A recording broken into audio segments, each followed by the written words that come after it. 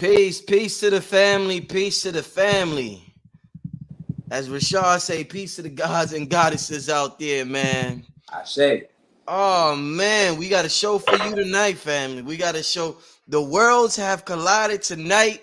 My world, this God's world, and we are combining our cosmic forces to bring you the most potent information out there. If you are a follower of this channel and you tune into this channel, you have heard me shout this brother out several times and say I want to get the brother on my channel. So it's a pleasure to finally have the brother on my channel. I want you to tell your friends, your family that we are live. I'm going to get to some ads real quick for some brilliant black businesses, and we're going to be right back. But tell everybody we live. Make sure you hit that like button so that, the algorithm gets popping. Everybody know we on here. But we'll be right back in 1 second, family, in 1 second. mm-hmm. Hey there! Had a bad dream? I have dreams too. Some parts are scary and some parts are fun. Always remind yourself, it's only a dream and everything will be okay. I had a dream about being in a forest too. Check it out, my pet Petey was with me. Order your copy of Kayla Petey and the Forest on Amazon today. Hey family, this is King Simon. Don't forget about getting your new motivation session at 347-496-1022. And don't forget about the Cosmic Alignment Workshop on May the 15th. Go to zenbar.org. That's zenbar.org. Also, family, make sure you tap in May 21st for the Wayne Chandler Workshop. This brother's a master at Qigong, and that's not an understatement. This brother's a master at that. He's the author of the best-selling book, Ancient Future, that deals with the hermetic principles of the universe. Go to waynechandler.eventbrite.com for more information, family, all right? And with that being said, fam, what's going on? How y'all doing in the chat? Make sure y'all hit that like button, like I said. Wuamoon, I see you, brother. I ain't seen you in a while. What's up, Wuamoon? It's a long-time supporter. What's up, Wuamoon? I ain't seen you in a while. Shout out to everybody in the chat. Before we get started with the conversation, the God has to do, he has to set the energy right. I say. So Rashad Jamal, first of all, my brother, welcome to my platform. Thank you for agreeing to come on to the platform. And without further ado, God, set it off right and set the energy and the frequency right, my brother, before we get started.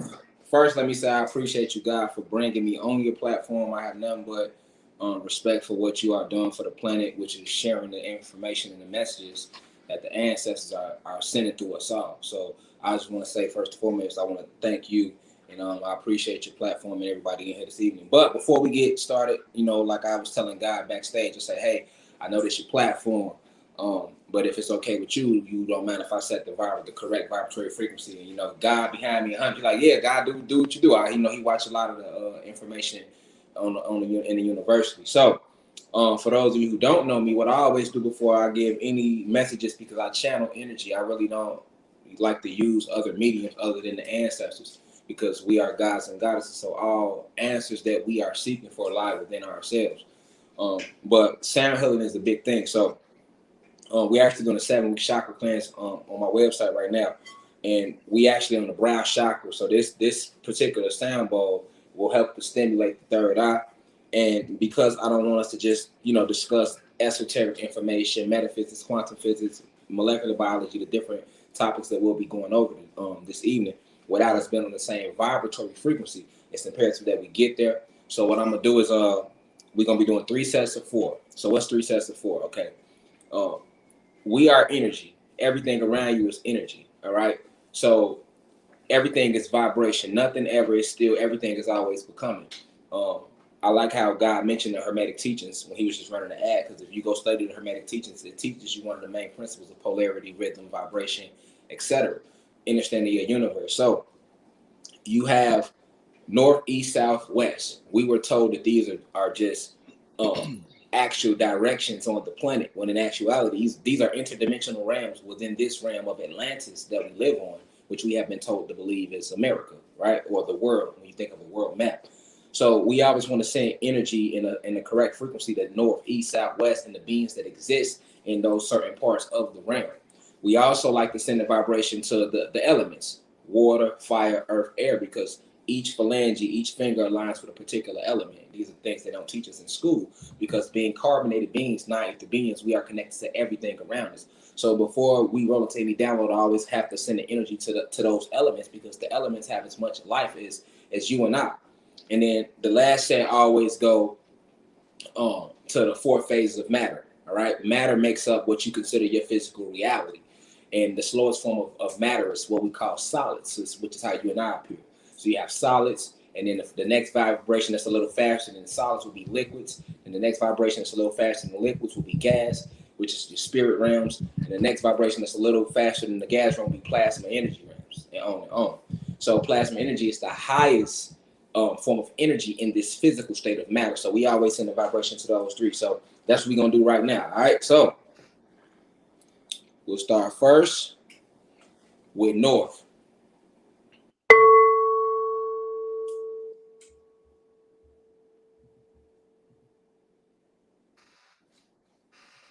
East.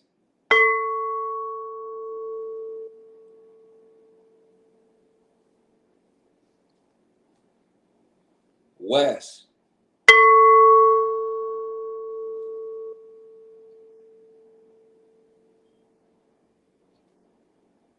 South.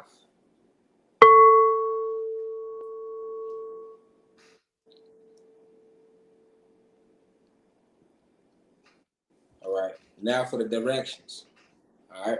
Now for action out the directions. We did north, east, south, and west. So now for the elements. Starting with the most powerful element that was created first, which would be water.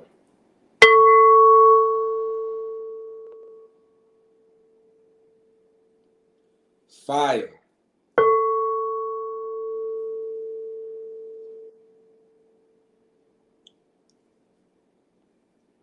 Air.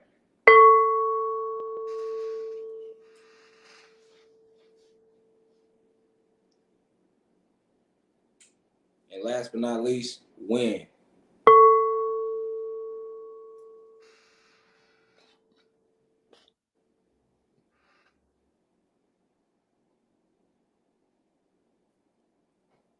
Solids.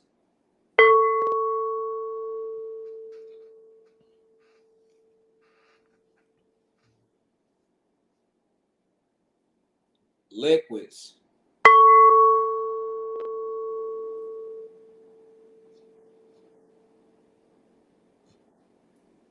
Gas. And plasma energy.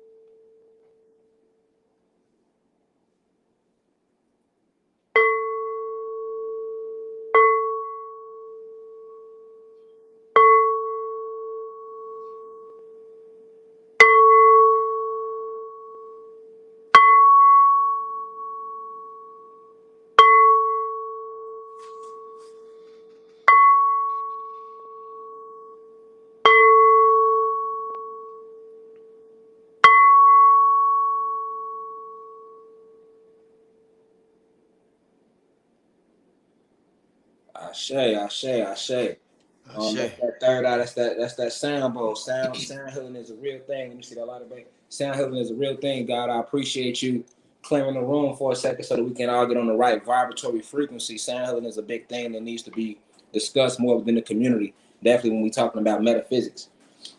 How you feeling, though, God? Talk to me. Indeed, man. Listen, I'm feeling absolutely great, my brother. I think the time that we are in, it has boosted my morale and my mood, despite everything we see going on around us. Internally, I feel great. And sometimes my ego say, nigga, you see what's going around? Why? What you doing feeling that good, nigga? And I'm like, Right. nah, because I feel good. That's why I feel. You know what I'm Right. saying? It don't matter what's going on outside. I got this inner feeling inside, and I know what that's about.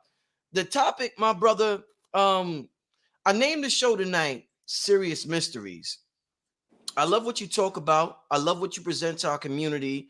It's been so long that our community, the melanated community, could not have conversations like this because we felt like we had to focus on the white man or white supremacy. And I understand that. I totally get it. But several teachers, Dr. York, Elijah Muhammad, Dr. Delbert Blair, Bobby Hammond, Dr. Phil Valentine, decided to still talk about extraterrestrials, metaphysics, the cosmos. And because of those brothers, me and you are here today to continue that legacy. And I'm thankful for those brothers who came before us. One thing what I want to say to start the show with, my brother, is that in the melanated community, I hear so much about the Sirius. And I've heard you mention things I never heard about Sirius X. I heard about Sirius A, B, and C, but you mentioned Sirius X. Now, I used to be subscribed to Gaia because I get information from everywhere when it comes to metaphysics. And on Gaia, a lot of the other cultures, they always talk about the Palladians. So you got one culture that always talks about Palladians. Then when I come within our culture, the teachers in our cultures always talk about Sirius. So I'm like, well, then why they don't mention Sirius and why we don't talk about the Palladians? So we'll talk about that, but pretty much let's start out with that. Why is it that, I'm always hearing about Sirius, and when I go over there to get information, I'm always hearing about the Palladians. And you can say who is the Syrians and who is the Palladians, getting all of that, my brother.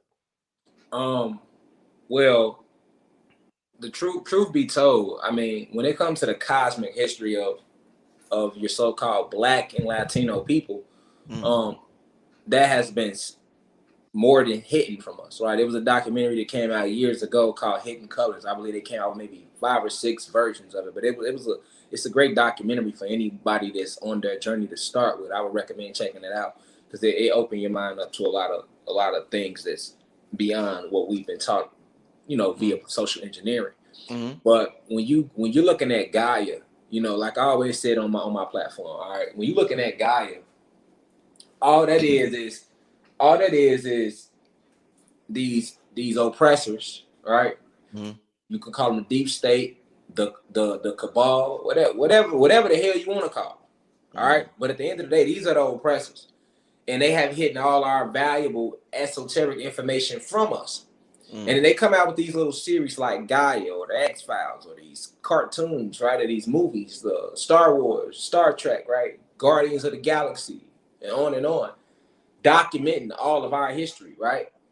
And when you come over to what's us, your so-called Black and Latino people, we have been hit with Jesus. So it's hard for us to get past religion. And for those of us that do get past religion,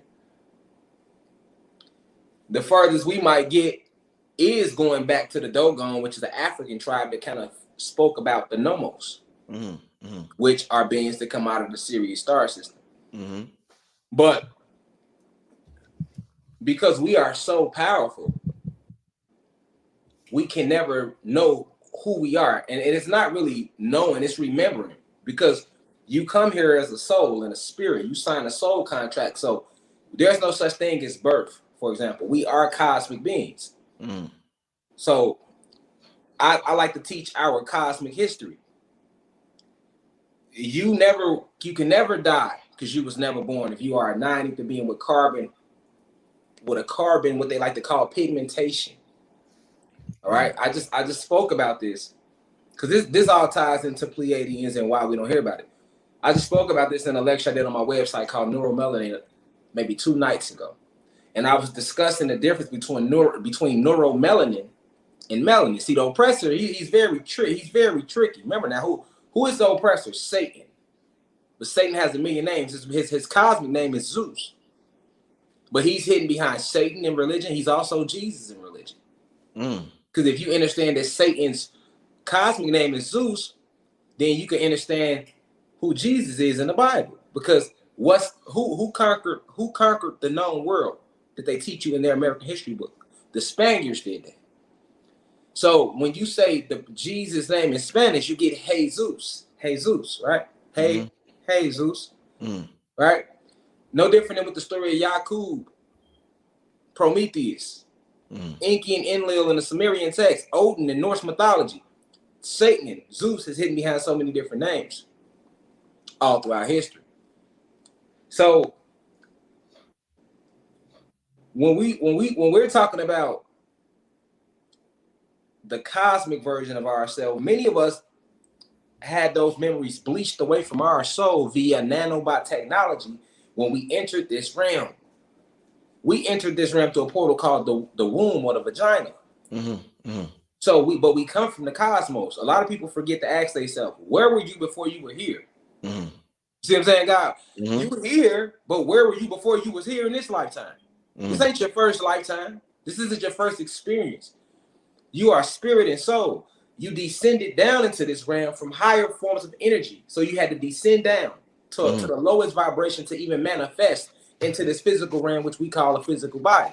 Right. Okay. Now, once you manifest in this realm, you manifest through the vagina.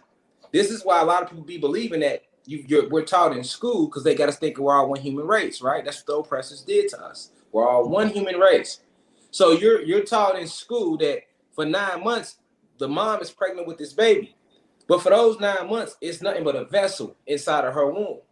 The spirit and soul doesn't enter the womb to the moment before the water breaks. Once the spirit and soul enters the actual vessel that the mother has been housing with her avatar, her body, then her water breaks and out comes this baby.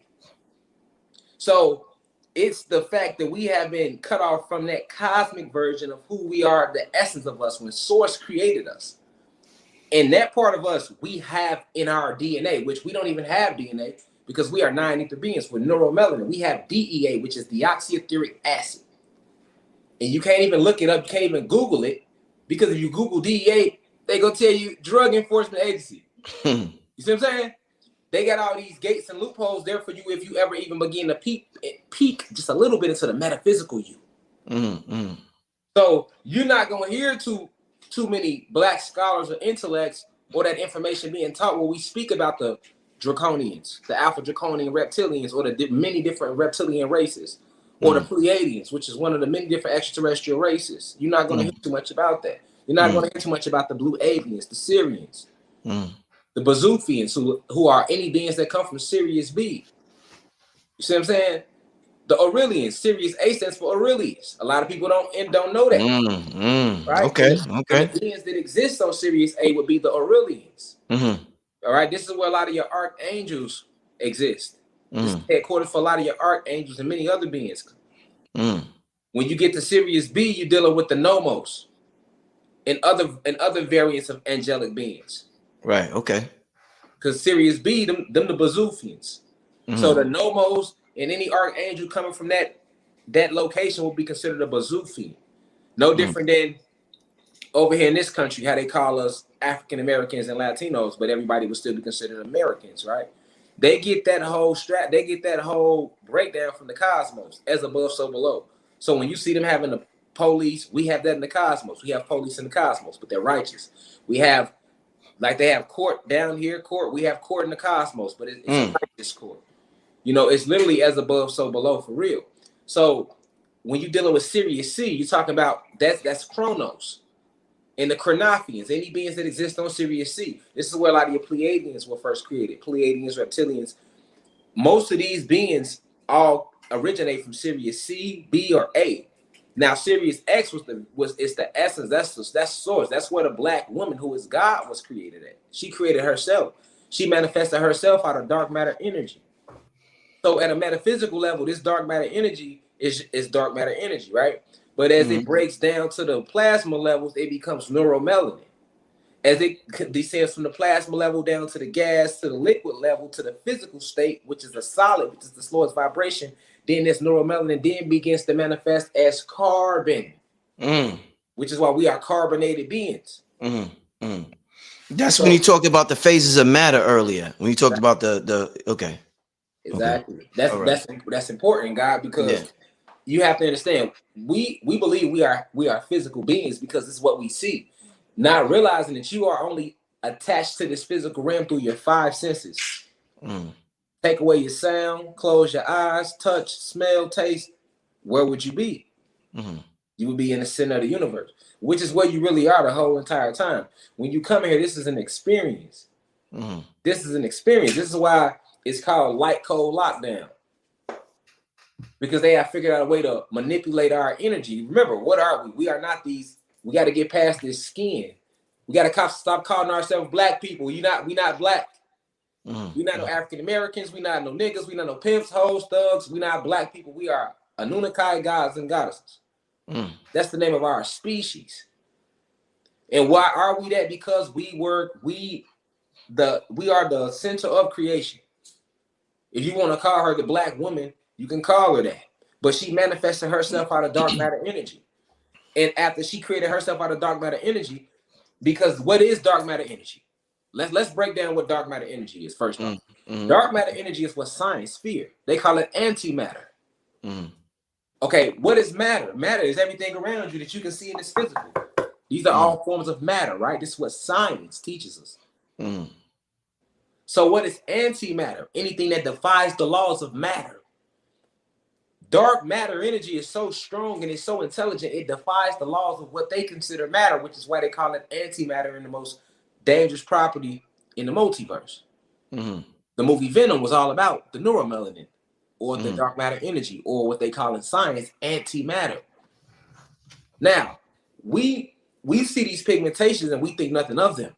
Oh, I'm just black. Oh, I just have a darker pigmentation. No, you have carbon in your skin. And what is carbon? Neuromelanin. What is neuromelanin? Dark matter energy. What is dark matter energy? Dark matter energy is divine feminine energy mixed with divine masculine energy. They came together to make dark matter energy. The divine feminine energy was first. Then, out of the divine feminine energy, the divine masculine energy was created. The divine masculine energy is what gives dark matter energy its color. This is what makes it dark, because divine masculine energy is aggressive. Feminine energy is, so they teach us that feminine energy should be receptive and that masculine energy gives the directions. But in the balance of the cosmos, it's the opposite. The feminine energy gives the orders. The masculine energy enforces it. Okay. So when you got divine feminine energy meets divine masculine energy together, they met to create this dark matter energy. This is why it's so intelligent. It's an intelligence, and they kind of mimic that when they showing you the Venom movie and the suit having its intelligence before it latched on to Spider-Man, right? Right, it had its own form of intelligence.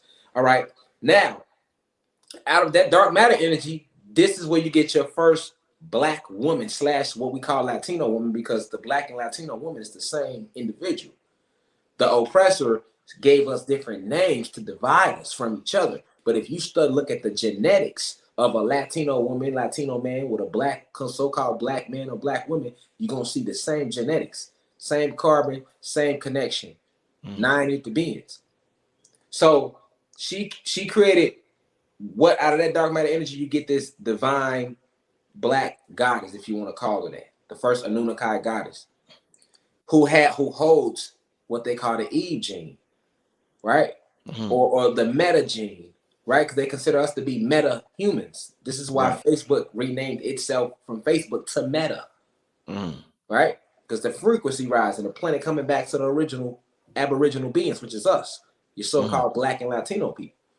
So now, this intelligent energy, you having the X and Y chromosome, created more. She replicated herself.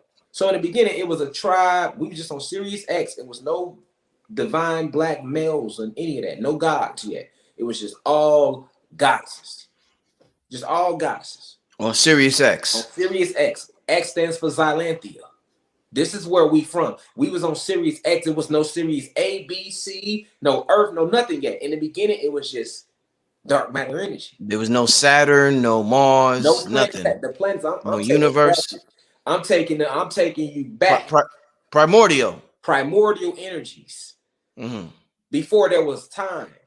Because see, our souls remember this. It's just when we talk on these frequencies, that's what these bowls is for. They don't want us having those. That unlocks your genetics. It's sound. It's frequency. Mm-hmm. When we talk on this frequency, you'll begin to remember, because I'm not saying nothing that you don't know or anybody watching right now. That's why I always say, remember who you are. Because information is being put out here like it's new. It's none of this is new. Mm. You know, and then you have beings like myself. They might want to show me a lot of love, or show you a lot of love, or certain other intellectuals. People is looking at us like, oh, we're their God, or because we are bringing information down to help you remember. But no, we're not your God. This information is being put in front of you for you to remember who you are. You don't need a book. You don't need anything. Everything is right here. You go within yourself in meditation. All answers lie within. These are memories. So books and lectures from myself and you and others are only there to help a soul stimulate those memories, unlock, unthaw those genetics, right? We've been frozen, lying dormant, right? So we got to remember in the beginning how it was, and it was just that point when it was just all goddesses. And then she said, hey, let me create a helper. That's when she created your black god, your first Anunnaki god, and told him to be fruitful and multiply. And that was the God's, that's our job, to provide and protect, to be fruitful and multiply. This is why we have semen, which are the seeds. When we do manifest into the physical, we come down with these seeds to further populate. And when we in the cosmos, in our cosmic bodies, you know, because we ain't number energy, luminous beings, right? Well, even when we in that state, we're seeding the cosmos. We were the ones that built the planets, that built the universes, that aligned the multiverse, that enumerated how many planets should be in this galaxy, how many galaxies should be in this universe, how many vortexes it should be, how many dimensions it should be, opening up stargates, right? We were seeding the cosmos. So in seeding the cosmos, once you get this whole village of us, the Anunnaki, then we begin to create other beings. This is where your Alpha Draconian reptilians come from, and your other reptilian species, and your Pleiadians, and your Blue Avians, and your Syrians, and your Lyrans, and your Nomos, and your Nagas, and on and on and on and on and on, right? Even your primordial energies, even the gods like Ra and Isis, Osiris, these are all real gods that still exist. You have people that think that Sango is Thor, right? I've heard that before. Like people like Thor, Sango, because you seeing certain gods in different, if you want to call them religions or ideologies and cultures, having the same traits. But that's only there to put there to show you that we are all connected. So if your ability is to tap into the plasma energy on a different level than me, but my wife's ability, she might have the same plasma energy ability you have, y'all gonna have the same traits, because that's the galactic tribe you come from. Indeed. You get what I'm saying? So this is why you don't hear, because we got here how? We got here because you said, hey, you asked one question, right? That one question gonna take us on a 2-hour journey, because that's how deep it get. You know, like when we talking about the Pleiadians, we gotta first realize the Pleiadians. Who are the Pleiadians? They are the pirates of the cosmos. So are the Alpha Draconian reptilians. But you said the pirates? They're the pirates of the cosmos. Because wow. What they do is they go planet to planet, galaxy to galaxy, draining planets of its resources. Wow. When they first came to this planet, the Pleiadians, along with the Alpha Draconian reptilians. Notice I'm saying the Alpha Draconian reptilians because there are many different reptilian extraterrestrial races. And the Alpha Draconians are the ones that so happen to be here, that's in cahoots with the Pleiadians and the hierarchy of human beings running our realm down here on planet Kai. Get what I'm saying? So we have to, that's why I say we have to, this is why they don't talk about this in school. Or you'll go listen to Gaia, and Gaia, they gonna give you some gems because they stole all our shit anyway. They just reciting our shit anyway. So they gonna give you a little gems, but then they gonna show you white faces. They gonna water it down. Like they already shown the Anunnaki is white people. You know what I'm saying? They gonna show you that. Just like when they showed you the pyramids, they always said the aliens invented them, right? But and then now they want to tell you that the Pentagon want to reveal that UFOs are real. So it's like, it's not like this cosmic information isn't already known. All you have to do is look at all the movies. Where do you think they got the ideas from? Human beings, and I'm not racist. I only talk genetics and science, esoteric science right now. Human beings don't have a soul. They are soulless beings. Because you got to remember how they got here. After the black woman manifested herself out of dark matter energy, and then she created us and told us to provide and protect, We had to provide life force and creation, so we went out to create. But the first gods ever that the black goddess created was the original 23 scientists. Mm. And when the first, you had 99 goddesses in total that were created. When you go back home on Xylanthia and the cosmic level, you have a council of 9. These are like 9 eternal flames, but they are goddesses. But they didn't manifest. They didn't take on a shape. These are the oldest primordial energies in the multiverse. This is the Council of 9. This is Source. This is the source that gave us all our soul contracts and our missions. This is Source, right? It's a committee. Now that breaks down to the Anunnaki goddesses, right? And then you got the Anunnaki gods. But before you even got that tribe of us as gods, you had just 23 gods at first. This was 23 scientists, and they were created. Their job was to create the entire multiverse. So this is why I've always taught on my platform, when I get to speaking about the true number of creation, I say, hey, it's multiple multiverses. But let's start with the one we're in. We are in one multiverse right now. This multiverse is composed of 9 universes. Each universe is composed of 999 galaxies. Each galaxy is composed of 999 planets. Each planet is composed of 9 realms within it. So the reason I'm able to retain that information is because I'm one of the original 23 scientists, and I came back and reincarnated in this life. Just like before I was in this lifetime, my last lifetime on this planet was Toussaint El Overture in the Haitian Revolution. So because we are in Endgame, you have all these indigo children here that start coming in 1950. These are your ancient souls. So that includes you. This is every god and goddess born after 1950 on up to now is an indigo child.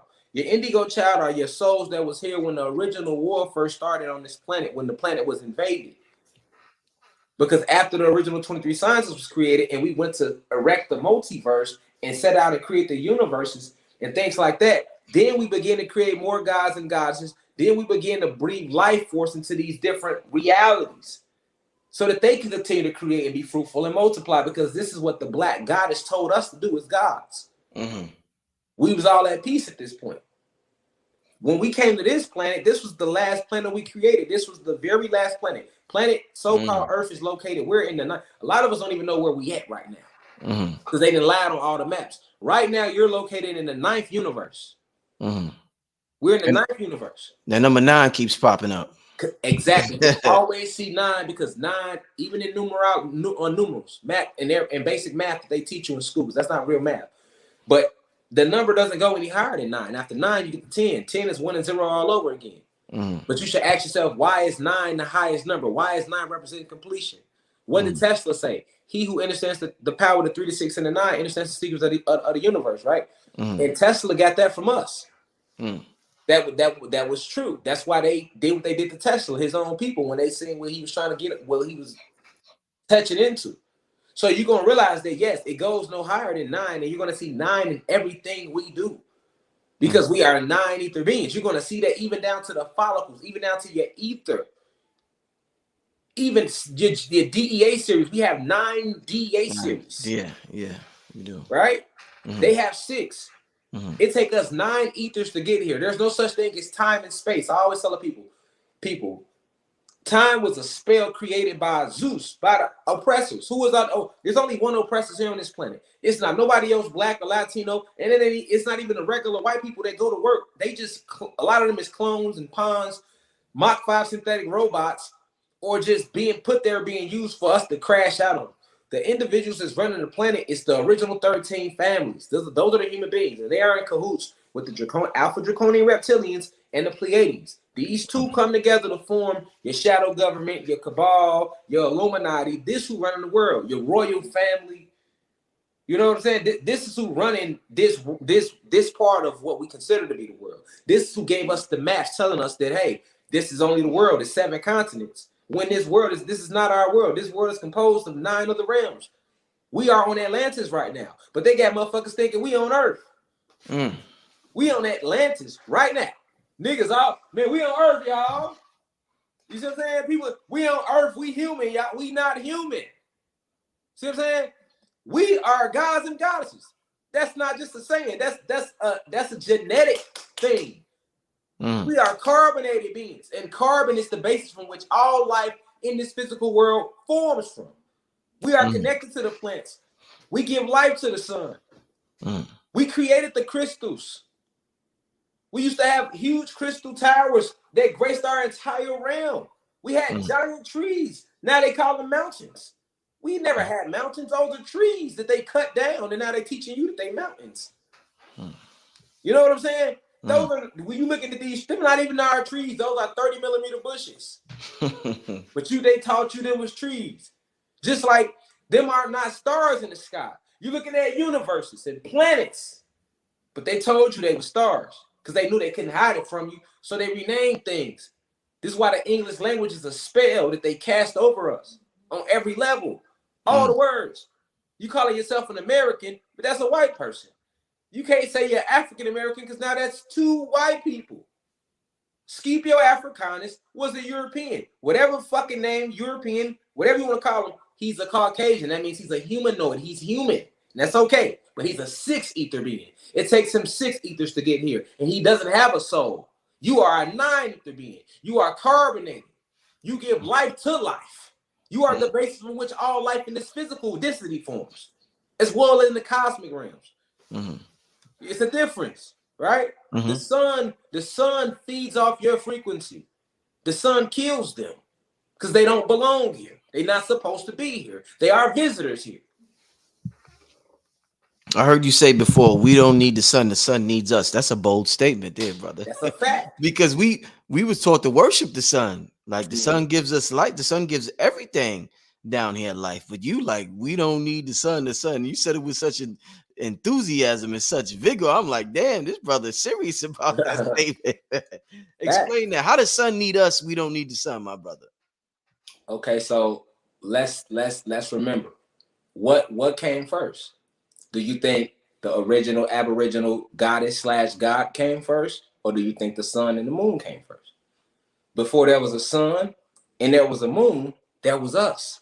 Who do people think it was that put the sun in the sky?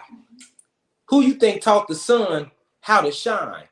Who you think set the temperature of the sun, of how hard it should beam, of how hot it should shine? Who you think gave the sun its orbitary path to orbit around like in clockwork fashion around the realm? We did that. We do that. The sun is nothing but a big chromosome. A big chromosome. One big chromosome in the sky. Right? Shout out to Dr. Phil Valentine too, one of the most powerful intellects. Him, Dr. Delbert Blair, Bobby Hemmett. I mean, all the intellects, right? I like to always give respect to my physical elders because we are all on the same team. But I'm saying that for a reason. When Dr. Phil Valentine spoke about the sun and the chromosphere of the sun, he spoke about this 20, 30 years ago, right? Before it was the internet, right? And he spoke about how the brightness of the sun that is emitted that makes you be. Then I can't see. Put the visor down. You looking all like a little ugly people. You know what I'm saying? Got sun in your eyes, right? That's the chromosphere of the sun that is making you. I can't see. Put the visor. Okay, now that's the chromosphere. You have chromosomes in you. Now, when Dr. Phil Valentine brought that information down to the planet, that's an esoteric fact. Now, I'm just here to further stamp that fact when we talking about this sun right now. You have to understand, you have cells. Each cell has a membrane, a nucleus, right? The nucleus is the power. What does that power come from that's in the cell? That's plasma energy. But how is it getting into your cells? It's coming from the sun. What on your avatar is allowing this channel of frequency to flow through you? It's your ether, which is why the more ether you grow, the more energy you channel from the sun into certain cells. These chromosomes that's inside of us that we control is the same chromosome we're looking at when we look at the sun in the sky. So the reason they can't let you remember that is because then you would understand it. Hold on. So if that chromosome that hold on. So you telling me the sun is a chromosome that's actually inside of me? And we say, yes, that's a chromosome that's inside of you that you created. Beautiful reflection. That's your reflection. All right. That's the sun. Right. You are the living God, and that's the Son of God. Right. What they spoke about in the Bible. Right. You are the living God when you manifest into this physical realm, and that sun is the son of you. Right. And it's going to, just like a child looks up to his parent. A son looks up to his father and his mother. A son loves his mother. It's not nothing a son won't do for his mother. And it's not nothing a son won't do to make his father proud. Now, if you can understand that that son came from you and you created that son, what do you think you can get the sun to do for you? Now, the sun is full of what? Photon energy, plasma energy. You are full of what? Photon energy, plasma energy. When you're in that sun is actually burning off all toxins that has been put in you through the food that they have given you, through the programming they have pushed into your pineal with selenium that they have fired at you through these flat screen TVs and these cell phone monitors. Each one has a chemical behind it called selenium. That's why your phone has the little, it don't just have one camera lens. You got the camera lens for you. You got the one for the oppressors who's watching us at all times, and you got the one for that selenium. Same thing with your flat screen TVs is in your home. Okay? These are all weapons that are being aimed at you to keep your vibration low, because you are the life giver to the sun. When they told us to praise the sun, you had a sun god named Ra. But if they was to ever show you how Ra looked, how you think Ra looked when he was in the physical? Not to mention Ra is still a powerful god. All the gods from Greek mythology still exist. When they left that physical form, they just went back to the cosmos. But you can channel any of them, anybody that's a nine-ether being. This is what makes us dangerous. This is where this come in at. See what I'm saying? This is where this come in at. Mm-hmm. You could channel any of these ancient gods because they're your physical and cosmic ancestors. You can get the sun to come out whenever you want it to come out. You can use the sun to do so many different things because you are the life giver of the sun. Before, when we was in the beginning, we didn't have a sun or a moon. Who you think created that? Why do you think we created it? When we only created the sun, they used the sun and we created multiple suns. And this planet, to be exact, had two suns. Two suns, right. Two suns. What happened to the other one? So what happened was, of course, after the Anunnaki species was created, we then created Sirius A, B, and C, and we created the beings on those galaxies. Then we began to create all these planets and universes. So when we finally got to this planet was called Planet Tiamat originally, and Planet Kai. Mm-hmm. Mm-hmm. We was using this planet as a dojo or a spiritual school for ascension.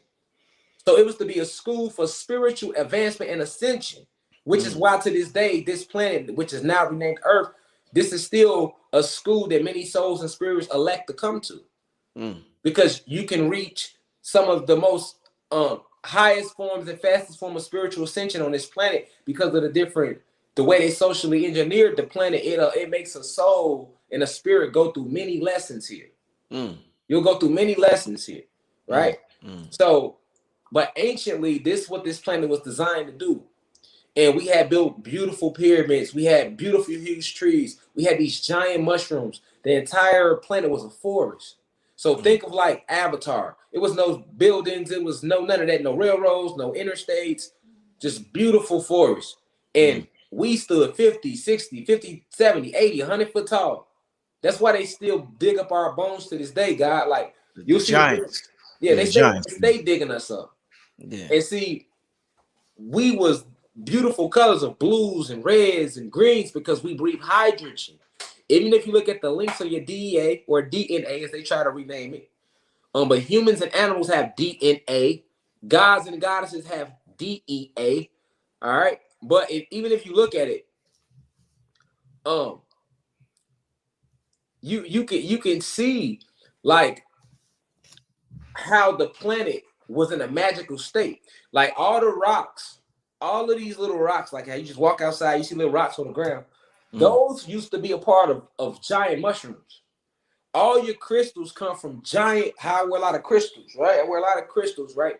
These come from giant crystal towers that we had that we used to use to communicate with. We had these chips in our head right above our that went around our pineal gland, kind of like Vision off the Avengers. That's where they get the idea for Vision from. And we had these chips around our pineal glands, and these chips connected us to these pyramids. We never didn't use alphabets. We didn't use words to speak. We spoke using frequency and vibration. Okay. So, when we was in this state, you have to understand, like, the frequency was higher, so everything was faster. We was vibrating at a much higher rate, and it was at that point that these beings that we now call human beings invaded our planet. When they invaded our planet, they already knew what they was looking for. This is what a movie Star Wars and Star Trek. You talking about the Alpha Draconians right now? Yeah, I'm talking about the Alpha Draconians, the Pleiadians, and the human beings. Okay.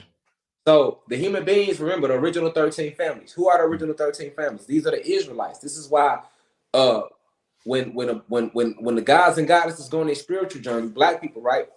When they get to the Hebrew, the first thing we stop at is Hebrew Israelite. I'm not religious no more, but I went deep. I found out I'm a Hebrew Israelite. But in the actuality, we are not Hebrew Israelites neither. You know, the Israelites are human beings.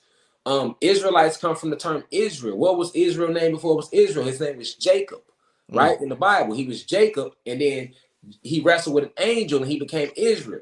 All right, so that basically means the angel kicked his ass, right? Because if his name changed to Israel, I mean, he couldn't have won the fight. If you get into a tussle and you change your whole motherfucking name, I'm gonna feel like you must get your ass. Yeah, facts. I mean, we gotta look past the line. Facts. Okay, so he was Jacob, and Jacob changed his name to Israel after wrestling with an angel.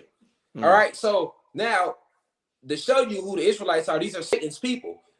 What's Jacob's real name back then? It was no J's, right? This is why they don't say Jesus. They say remove the J. It was Yah. They say Yahweh, right?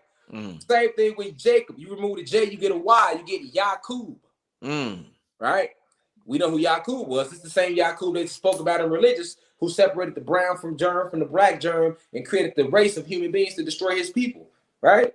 Because Yaqub is Satan. Satan is Zeus. Zeus is Jesus. Jesus is all the same person. You get what I'm saying? So the Hebrew Israelites are the 12 tribes of human beings that was in that cave when they first got here that actually helped the draconian reptilians and the Pleiadians invade our planet and hijack this realm from all you current day Black and Latino people. Oh shit! Wow. So this is why this is what people got to understand. This is who the Hebrew Israelites, the 12 tribes, right? The 12 tribes is the original 13 families.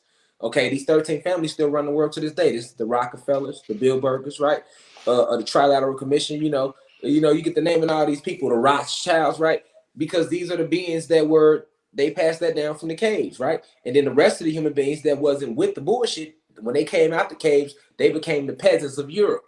They became the peasants. And all the human beings that was in the original 12 tribes that was with the war of helping go against the aboriginal beings of this planet, when they came out, they became the black nobility and the royals and the Pope. And, people got to understand who these beings are aligned with. They're aligned with Satan. Those are Satan's people. So we can't be calling ourselves the Hebrew Israelites. So the black nobility was down with Zeus or Satan. Exactly. Black nobility, Bavarian Illuminati, because you got to remember, Illuminati is us. The real Illuminati is us, because Illuminati means enlightened ones. So when you're thinking about the Illuminati in the sense of how we think of the Illuminati today, like these evil group of people running the world, that's the Bavarian Illuminati. Just like the original Masons is us. If you look at your hand, you still got an M right there in your hand. Master Mason. It's etched in your genetics. You are the original builder of the cosmos. Got an M in your hand. Might be in both hands if you look in your palms. But of course, once they hijacked our planet, they stole everything from us. They became the Freemasons, right? And they stopped knowledge at 33 degrees, right? Because 3 plus 3, 3 times 3 is 9, and 9 ether being is the highest, and their information is limited. We only taught them so much. Like I say, when they came to this planet, they came to this planet through portals in the Caucasus Mountains. So when they entered our realm, this is when they was walking on all fours. This is when they was in Neanderthal form. This is how they was when we seen them. Now the Pleiadians, they look like your modern day human beings anyway, so they was not like that. You know, they was in their suits. So they didn't walk on all fours. The Palladians, The when they came. Pleiadians walk upright because the Pleiadians were already an advanced extraterrestrial race. You gotta remember that. So the human beings were the ones that were primitive because they were created in a petri dish by Zeus on Nern. Yeah, Nern cool. is a planet with 2 moons, no sun, so it's always cold. This is why human beings like cold weather. This is where Sub-Zero technology was created at by another group of beings called the Dark Elves. Zeus created many beings. Satan, as you may know him in religion, created many different beings after we kicked him off this planet. Because you have to remember, when the original 23 scientists, when everything was erected and we began to build this planet up, the ancestors sent some of the most finest spiritual assassins, over 144,000 of them, to this planet, and they sent Zeus, Satan, with them because he was the head scientist.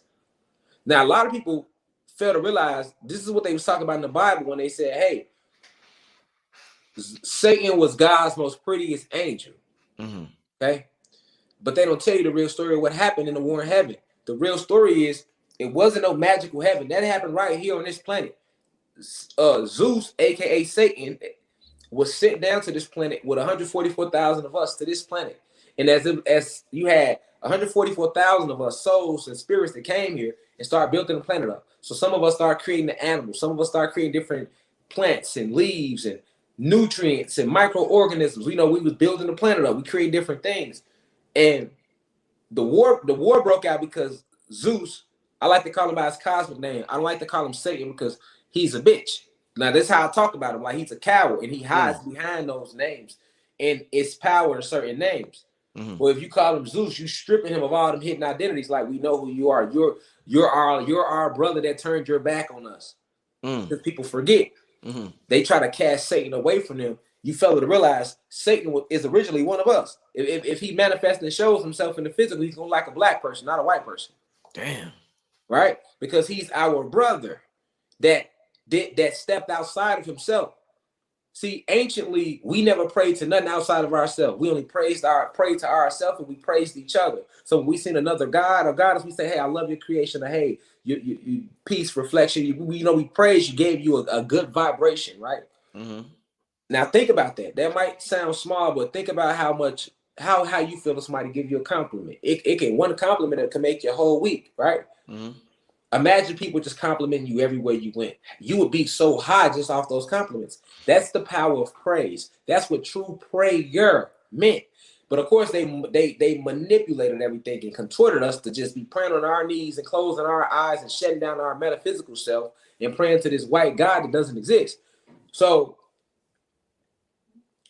you got to understand, like, that Zeus, Satan, when he came to this planet, because he was the head scientist, he was cocky.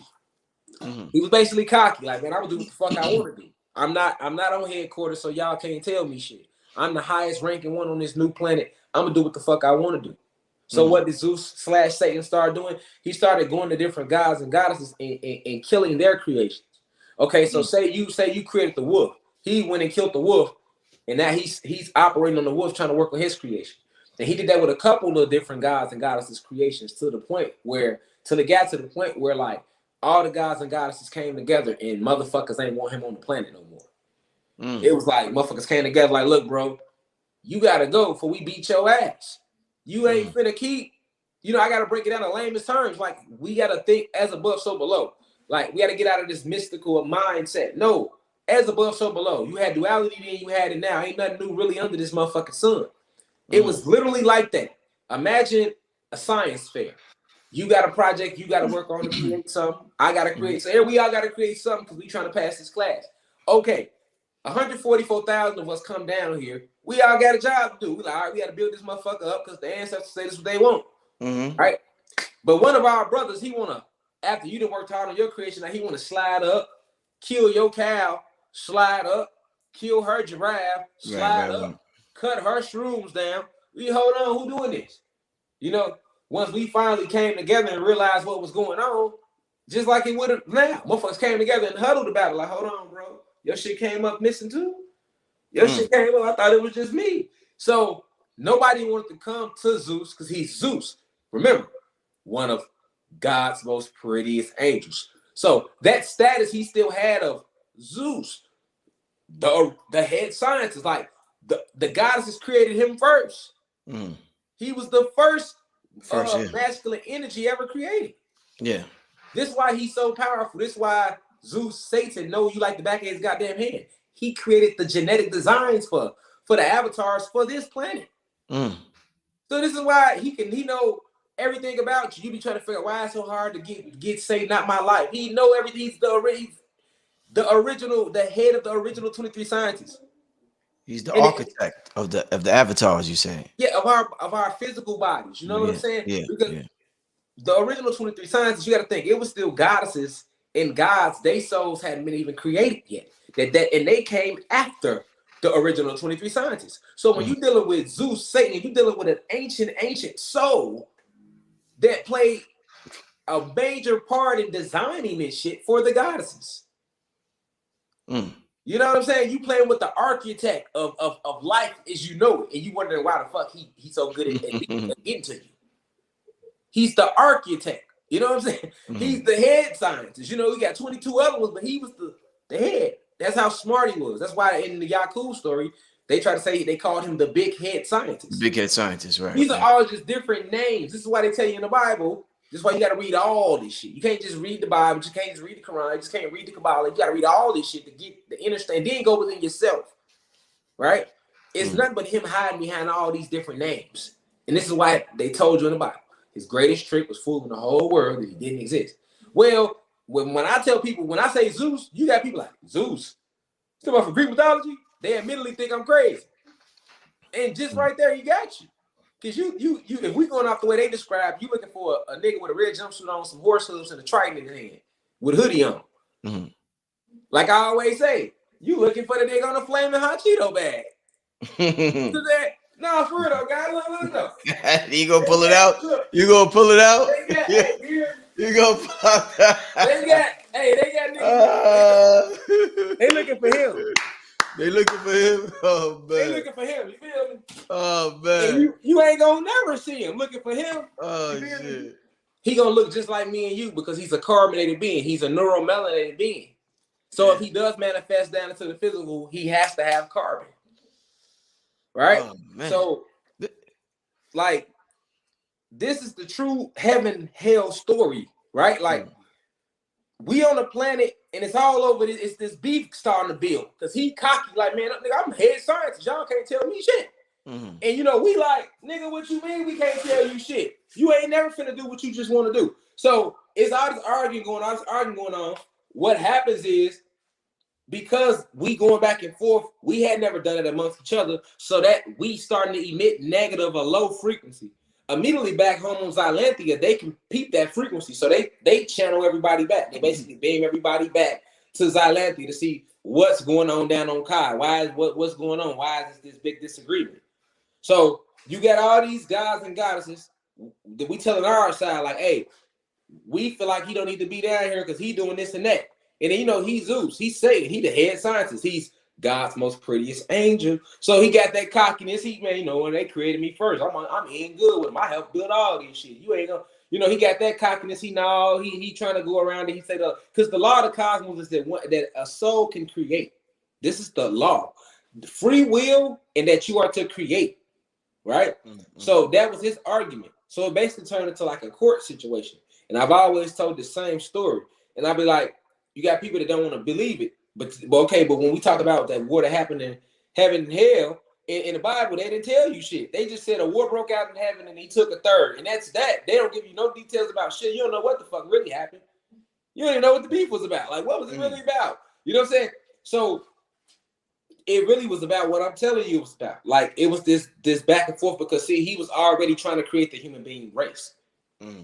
And he was trying to use animals. And if you know how the human beings was created, he eventually created them with the animals. So when we in our cosmic court situation with them, go back and forth, basically the elders came to the agreement like, listen, okay, well, Satan, Zeus, you just leave Kai and do and that way you can go create your own planet and go do your own thing.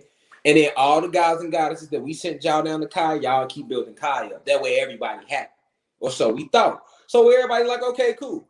We beam back down here to planet Kai. We good. You know, we back on our duty. This nigga got to pack up his shit and leave. He should be good too. So everybody cool.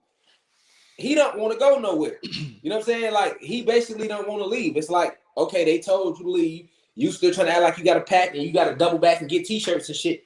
Get your bitch ass off the planet. Like, that's the energy we was on. So, you know, he ain't on that energy. And long story short, it turns into like another argument where you got to go. They told you had to go. He ain't trying to hear shit. We get to fighting. So when we get to fighting, I'm breaking it down in layman's terms so everybody can grab. Because I can use a bunch of big words and motherfuckers will be lost out there. Now, I want everybody to understand like it was a family feud. We get to beating his ass, stumping all type of teeth out of him, you feel me? And other gods and goddesses that was there jumped in the fight. It's literally because you remember, we all won anyway. So even though we felt the way about Zeus and what he was doing, like any community, God, if we all live in a community, I could be doing the most foul shit, but I'm gonna still have that group of people that's gonna fuck with me. That's gonna be like, nah, y'all ain't finna jump on him though. Right? Same thing with Zeus. He the head scientist, so you know he got all the cloud as they call it today. He super clouded in the cosmos, so you know how that was. There was people that was like, okay, well, this Zeus, you know, this their favorite type shit. We're gonna ride with him. That's how he was so able to get so many to turn against the gods. You got to think about that. If they told you even in religion, he took a third with him, you have to think about that. Like, hold on, what type of power he had that he was able to get motherfuckers to go against God, right? Because if you don't know this cosmic history, you'll know the religious version. So in the religion version, Jesus is basically God. And basically, goddamn it, they say Satan went against him. He didn't want to bow down to him. He took a third. So you gotta really sit like, hold on. He gotta have some type of clout and power for motherfuckers to go against the creator for him.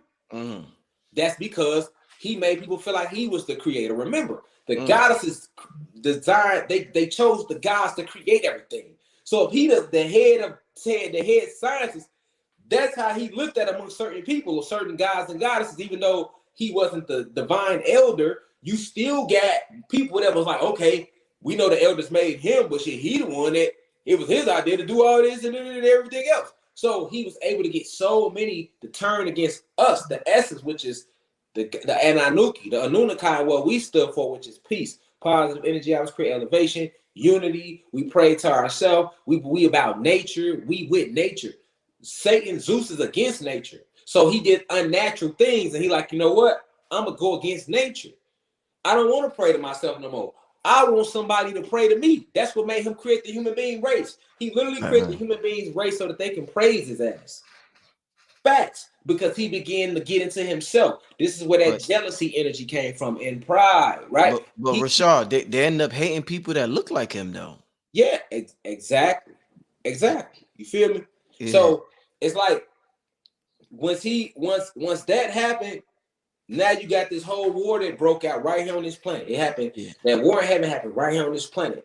And when that happened, it was a war, a true cosmic war. And what happened was they ended up getting their ass whipped off the planet. So when they telling you like, he was cast out, he wasn't cast out of shit. We whipped his ass. You know what I'm saying? All him and everybody that rode with him, all the way to a whole nother universe. Like that's how they end up in the sixth universe. And that's when he created a planet called Nern. And on Nern, he finished doing his experiment, which is to create the human being race. On Nern, that's when he used the dog, the wolf. He used the wolf, the lemur, the pig, and the snub-nosed monkey to create the human being race in one drop of our blood. That's what he used.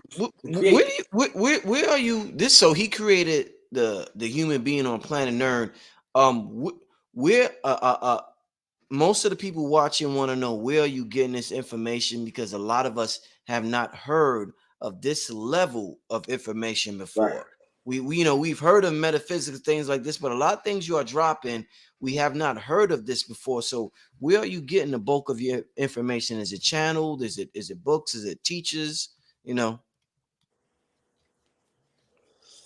every time I come in front of these cameras on the social media platform, I'm always channeling. Like I channel my information. So I channel this information from within. I bring this information down to this planet from the plasma energy realms, and I bring it down to the physical realm, and I release it because I've led over 10,000 ancestors within my vessel. So that's just like when you see me standing right here. This is like just a physical replication of some of my spiritual protection and my ancestors that are with me. You know what I'm saying? Like I don't just have this here in this candle burning for no reason. But we have been lied to about magic. So we don't understand that. But a person that understands magic, and if they understand a little bit of that, then they'll understand what's going on right now, or why we got this frequency bulb. Why I hit it a certain amount of times. I hit it 9 times to be exact, but nobody probably counted that. I'm using a certain color, but nobody's probably paying attention to that. I'm using certain things. I have on certain crystals. I have on a certain number of crystals, but nobody's probably paying attention to that. I have a certain set, a certain color on this wrist that's completely different from this wrist, but nobody's paying attention to that. So Talk to him. it's metaphysical. You know, it's me connecting to self. It's me connecting to the essence of source.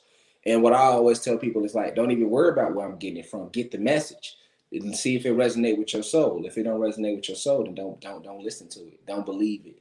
Don't believe it just because I'm saying it. You know what I'm saying? But I like for people to. We've heard so many different perspectives, right? We've heard, and like I always say, we don't even know nothing about the shit they taught us about what they told us, and we don't even think.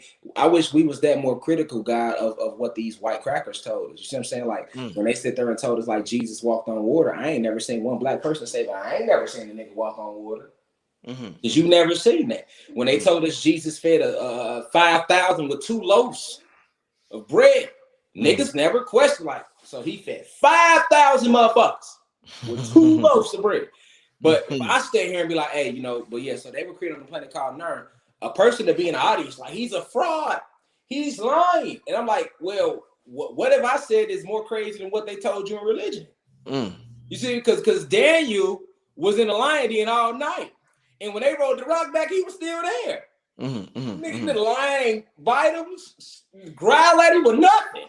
You feel me? Got a lion, ain't snarl at him or nothing. So it's like, you know, it's like that's why it's called like when the student is ready, the teacher will appear. Like what I'm saying, a person shouldn't hear from everybody else. Because then I'm not a true divinely sent teacher. I should say some things to make you be like, what the fuck he just said? If I'm not saying that, then why am I in front of you right now? Bobby Hemmett made me feel like that when I first heard him. I'm like, yeah, what the fuck is he talking about? I'm like, you gotta feel like that. That's how you know it's some real, it's a download. You supposed like, what the fuck? Because it's the rabbit hole. So I mean, for how far you go down the rabbit hole, at certain points going down that hole, you're gonna run across some shards, some glass, and rub an elbow and cut your elbow. Oh shit, whoa, something just fucked me up. They got took this bitch shit out of me. They got mosquitoes down here. You know what I'm saying? The whole time, that's that moment where you feel like I got this life thing figured out, and then you hear something else and it take you deeper. You be like, okay. It's really another level of information, and it really is. Like I say, I couldn't flow through it like that. And those is in my university, is on my channel. They know they didn't heard this a million times, or they watch me. They be know they're like, God, I don't really have no laptops in front of me. Just like when I talked about the Bermuda Triangle, I channeled that information down from the plasma energy realms, the quantum energy realms. You know what I'm saying? Like, what did you say about the Bermuda Triangle? What did I you basically say, just was telling them why planes and everything go missing, and that it's pyramids under the Bermuda Triangle and this and that. And I had never heard that before or anything, God, no lie. And like a month later, like some people, like some of the guys tagged me in a post. They was like, God, I think they was watching your lecture. And CNN was like, scientists have now discovered it's a pyramid under the Bermuda Triangle. And I'm like, look at them. Y'all ain't never said it all these years. Y'all been saying shit. We don't know why. We don't know what the hell going on. All we know is boats and planes go through there and they don't come back.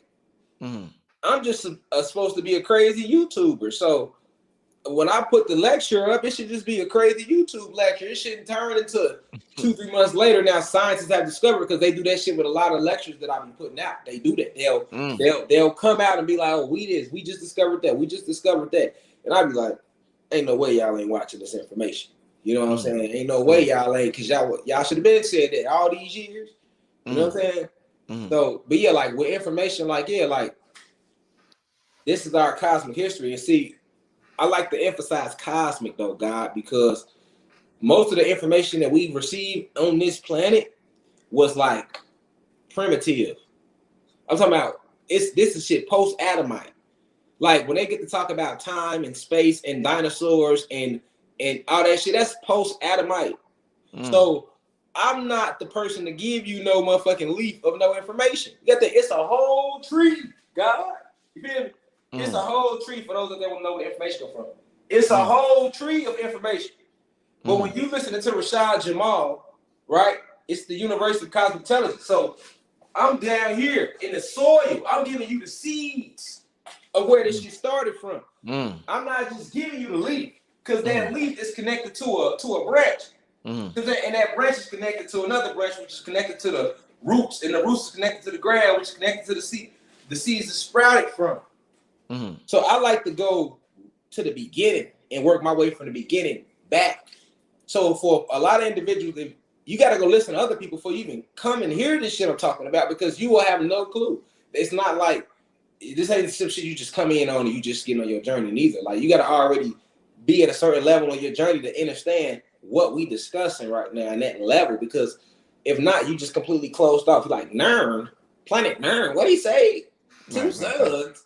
What did he just say? Zeus and Satan, the same people. It was war. They whipped their ass another universe. Like that have a person like lost. But I'm not here to help you find yourself. I'm here to enlighten and inform.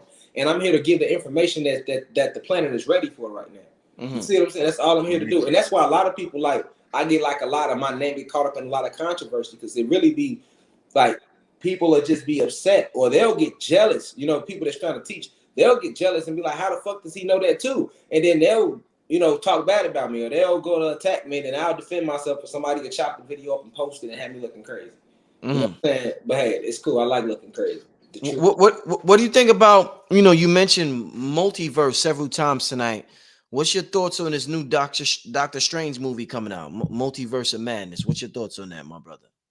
I didn't even know they was coming out with a movie of it. I mean, I don't watch TV like that at all. But if they call it multiverse anything, once again, they stole it from us. Like I was said about Nern, like Zeus created the human beings on planet Nern. That's in the 6th universe, And he also on that planet, he created werewolves. Werewolves are real.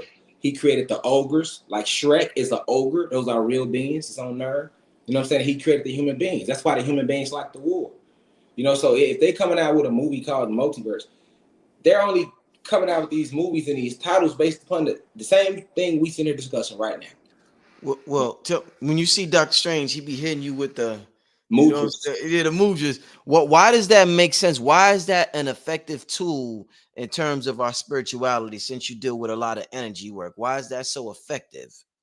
The mudras.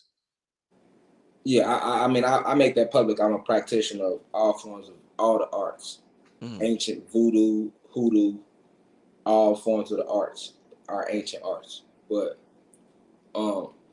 yeah, mudras are powerful. Each finger on you connects to an element.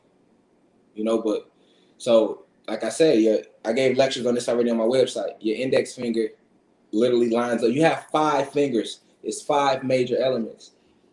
You know what I'm saying? You don't just have the number 5 for a reason, for no reason. 5 is the number of magic. Anytime you want to use doing magic, you have to use the number 5. That's why they use 5 a lot. That's why they say give you a high 5. That's why you shouldn't let nobody touch you. Because at the end of the day, your index finger controls the first element ever created, which is water. Your middle finger controls the second element ever created, which is fire. Your third index finger controls the third element ever created, which was earth or soil or planet cosmos. And your fourth, which your pinky controls the element of air. And your thumb controls plasma energy. So this is what mudras is, a line of elements. So if you're doing this mudra, that's water and plasma energy. And your thoughts, whatever your thoughts are centered with, you're going to be able to tap into that. So it's like, and it go even deeper than that, So when you see Doctor Strange doing certain mudras and to open up certain portals, that's a real thing. You got to remember, Ashe is potential, is life force, and it's all around you. Ashe, prana, chi, same thing, just different. just different names. So it's potential energy. It's all around you. This is how they created the light bulb, right? It's energy. It's all around you. Just like right now, you don't feel it, but if you feel it, right? Your hands start getting warm. That's all that ashe around you. That's the force. So with Star Wars, that was metaphysical. May the force be with you. When Yoda used to say that, like when he was teaching Luke how to, it's called a Jedi Knight, Jedi mind tricks. That's a real thing. That's like a real where we at. We are cosmic forces. We are like when Yoda told Luke, luminous beings we are. That's what we are. You know what I'm saying? Yoda represents the Moors. Luke represents the human being because the Moors was the ones to help the human beings because the Moors was the ones that was assigned to watch over the human beings. When they came out the caves of Europe, when they came out the Caucasus Mountains, they was walking on all fours. We taught them how to stand up right. We started teaching them how to speak. We took the wooden boards and stood the white women up straight. That's why they had the flat asses to this day until they started doing the ass shots and the little working out. Like all that's we did all that. And the reason they was able to conquer us is because the Moors was started having sex with the white women. They started having sex with them. So in the Bible, when they get to talk about we sent the watchers to watch over them, they're talking about us. And we talking about how we sent the fucking Moors to watch over them because we was reverse engineering what Zeus had did to them. Because when they came out the Caucasus Mountains, they was walking on all fours, tails and shit, hairy, looking like Harry and the Hendersons. So we having open big hearts and big souls. We always been a loving species. We remember what Zeus was trying to do. So when the Pleiadians told us who they were, we like, oh, so he finally created them. Because remember, he was trying to create them here first. Remember? Right. So as we seen that, we're like, oh, okay, cool. And we seen they looked like us still. We like, oh, he made them in our image. So when in the Bible, like God made man in his image, they talking about Zeus making mankind in his image, like us, the real Allah, arm, leg, arm, head. Right, the Muslims call Allah God. Right, arm, leg, arm, head. That's the form of God in physical manifestation, which is us. You get what I'm saying, God? So at the end of the day, all that was taking place, and when they was in the caves and we started to reverse engineer them, this is why, like to this day, 1/4 of human beings still grow their tails. If you Google human beings growing tails, they're going to tell you 1/4 of human beings still grow their tails. You will never see a black or Latino person grow a motherfucking tail a day in your life. We are two different species. So, you know what I'm saying? They human beings, we gods. I'm not saying we gods to call ourselves the most high. We are the most motherfucking high.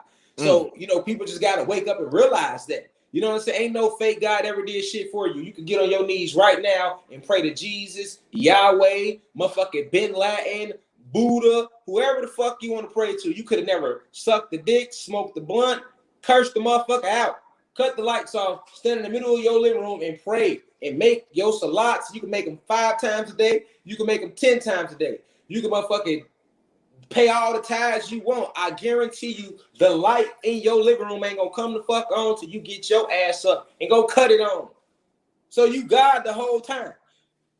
People just don't want to accept their reality, that you control your reality. Anything bad happen to you is because you emitted that frequency. You're the creator. You're the judge of your days. That's the true judgment day. Ain't no motherfucking no fake white God and no big ass tall rocking cheer waiting for you to walk up one day like, yeah, we're gonna judge everybody. You judge your days every day with the seeds you plant. King, God, goddess, you know what I'm saying? So they don't want you to know that. They want you to wait on the heaven after here so that you don't be creating your shit now. So at the end of the day, like, like these oppressors was able to trick these black gods, which was the Moors, into the enchantment. So when they was watching and they started having sex with these white women after we started doing the reverse engineering and they started pillow talking, they started teaching them our enchantments, our spells, and that's what fucked us up. Once they taught us our enchantments, once they taught them the enchantments and the spells and all our magic, they took that and they taught them the access codes to our Merkaba. Because you have a Merkaba around you, which is the 6-point star and where it comes from. That's all a part of sacred geometry. But you also have a galactic Merkaba that we were using, and we had 2 suns. And they used that Merkaba to blow one of our suns out of the atmosphere. They couldn't blow it up, but it just pushed it out the atmosphere. So it left us with 1 sun. And that ushered in nightfall because we had 2 suns orbiting at all times. See what I'm saying? Yo, never no moon in the sky. You know what's crazy, Rashad? Pillow talking if you watch Narcos and a lot of the gangster movies, it's how a lot of the dudes fuck up. The Yeah. gangsters. They get with these they get with these women and they start pillow talking. Next thing the woman tell the other people what they just told them. Next thing you know, boom, it's over for them. Exactly. And God, that's why. See, I like to break it down in layman's terms so people can really feel it. God, like like I say, I believe in. It's like a nest. Information, once the information is, you receive this information, you got to spread it to everybody in the nest. Everybody in the nest ain't going to understand if I get to saying parthenogenesis, right? Like, what the fuck is that? I got to break down what parthenogenesis means, which is the ability for a species to reproduce without a male counterpart, which is where the lizards get its ability to do that from the goddess. Even to this day, a goddess can make a baby without us. But they don't want you knowing that, or me knowing that, right? Because now they got to explain too much other cosmic shit. You see what I'm saying? So it's really was pillow talk. Like, in layman's terms, they weren't supposed to be having sex with him in the first place. They got to fall in love with him, liking him, just like they told him told her in the Bible. Liking him, falling in love with him.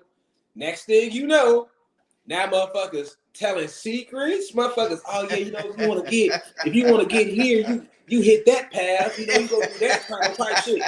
You know, nah, for real, God. Also, you said, you feel me? And that shit spun us literally into like 550 years of oppression, nigga. Motherfuckers still talking. Because they took all our shit, and them white women ran right back to them white men in the cave. Look, this is how you do this shit. And they took the shit, gave it to the Pleiadians, and they went right to work. They blew the sun out the sky. They motherfucker, once they figured out what sun they blew out the sky? I'm sorry. What sun they blew out the sky? Okay, so we had two suns. The sun you see now, that's the smaller sun we had. We had one that was way bigger than that. You feel me? And that was the main sun that was responsible for keeping the energy high at the point for us to do certain things we was doing. Like moving at speeds that nobody would believe right now, being able to fly, being able to just do all type of access all type of abilities that's in us, being luminous that we couldn't do. Like I say, we didn't have oxygen. Now they spray oxygen. They oxygen into the atmosphere in Margellans. We breathe that oxygen and it rusts us out. So now we appear these copper complexions. But without that oxygen, we would be breathing hydrogen, and then we would be blue, green, red. We'd be other colors. Like Avatar. Like Avatar. Avatar was strictly about us and how the planet looked. Look at how their hair was. Look at how they had their crystals on. You got to look at what they had on. You know what I'm saying? That they was mocking us a little bit. But it's like when they attacked after they pushed that sun out the sky, that caused us to we was on the 33rd dimension when they came here. That caused us to drop all the way to like the 18th. So it was an immediate like reaction. A lot of your air dragons, they like went through reverse metamorphosis and they became birds that you see flying in the sky today. Oh shit. A lot of we had dragons back then, which they still fly around, but a lot of them became your modern day birds, eagles and hawks and shit. You know, we had land dragons and sea dragons, and they became your sharks and shit today that you see. And you know, snakes. Your snakes and So everything changed when they moved that second our biggest sun out. That's what caused us to fall too, like shrink so quick. Like it was like if you watch a cartoon and how it'd be like a magic screen or go. Oh, that's how it was like. Right. That's literally what it was like. And see, people, that's hard. Damn, man. That's a hard concept for people to grasp. But they not realizing that magic. Let's talk about magic, right? What does magic come from? Magic comes from the fact that this realm is magnetic, right? You have a soul and a spirit. What is the spirit? Electricity. What is the soul? Magnetism. All right. So your soul is a magnet, and your spirit is electricity. All right. This is why we have the ability to attract things to us because we are magnets. Magic. Mag is the root word. Mag. So magic is just the science of understanding how to use your magnetism and electricity to manipulate other electricity and things around you, because everything has an electrical output to it, from the plants to the air to the elements to the animals. So if you can get in tune with your electricity and your magnetism, now you have enough control of your etheric bodies and your aura field, and now you can manipulate certain energies and do all type of things. So that's what magic comes from, right? So this is why they needed our enchantments and our spells to do what they did because it wasn't just pushing the sun away. It was a multi-unit attack on us. They also understood through the pillow talking how connected we were to the trees. The trees emit some of the most powerful sources of electricity, solar electricity, directly from the cosmos into our planet. That's what trees do. They tell you trees pump out oxygen. That's a fucking lie. Trees never pumped out oxygen because we never had oxygen on the planet till they bitch ass got here. Right? And start spraying. And when you look in the sky every day, you see them planes spraying, they're spraying oxygen and Margellans. Right? So Margellans is the nanotechnology that you breathe in that sticks to you, but it's robotoid. So it sticks to your cells and it allows you to be controlled almost in like a clone format and manipulated via electronical output. You know what I'm saying? From like a source. That's what Margellans do. And the oxygen is there to rush you out and it causes you to age. So that when they come with the time spell, you believe in it because you seeing yourself age, but you're not aging from time. You aging from the oxygen. So your body's rusting out. You begin to get wrinkled and more wrinkled as you more and more time you spend here. You know what I'm saying? So even the time spell, 24 hours in a day, 7 days in a week, but they can't tell you the 8th motherfucking day. And you counting this every year is magic. It's light magic. See, we have dark magic. They have light magic. They have used light magic to put us under spells. They are using spells in every major city that is full of violence, like my hometown, Chicago. Spells on the land, right? To emit these frequencies, emit these energies. We were just talking about this yesterday. My cousin came over. We was talking about how you can drive from Brookhaven on the north side of Atlanta, and you will feel one energy and drive. By the time you get to the west side of Atlanta or the south side of Atlanta, you're going to feel a totally different frequency in the motherfucking air. And that's in any city, right? Why is that? They are literally, it's an output. It's an output of energy that they putting out there, just like with a dog whistle. And the dog will go crazy. This is what they do to make us feel tired or feel drained. The 5G towers and all of that. This is what all that's about. But that's all magic. That's all magic. They only know that because they were studying us from the pillow talking.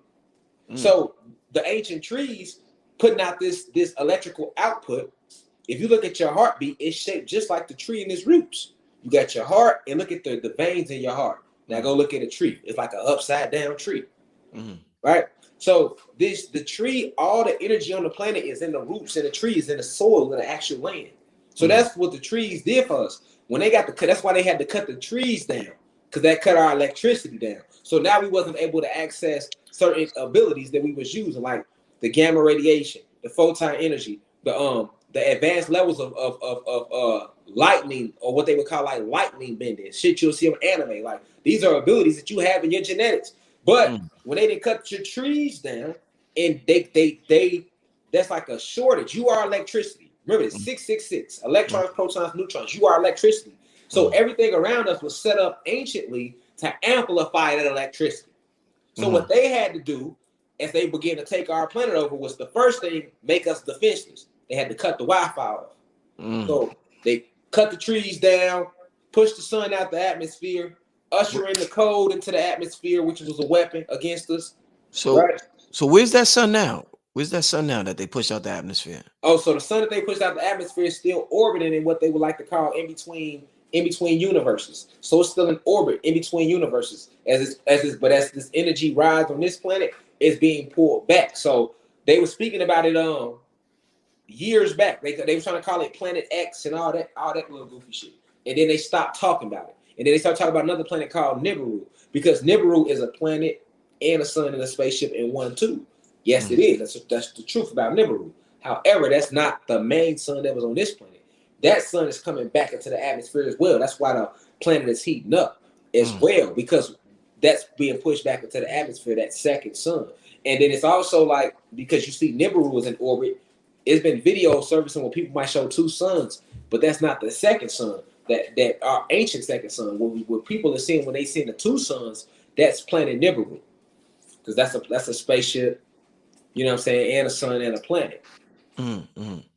And what about in terms of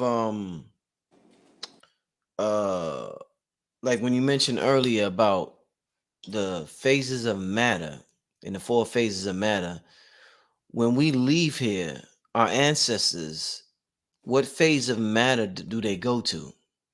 So you have two ancestors. You got physical ancestors and you have your cosmic ancestors.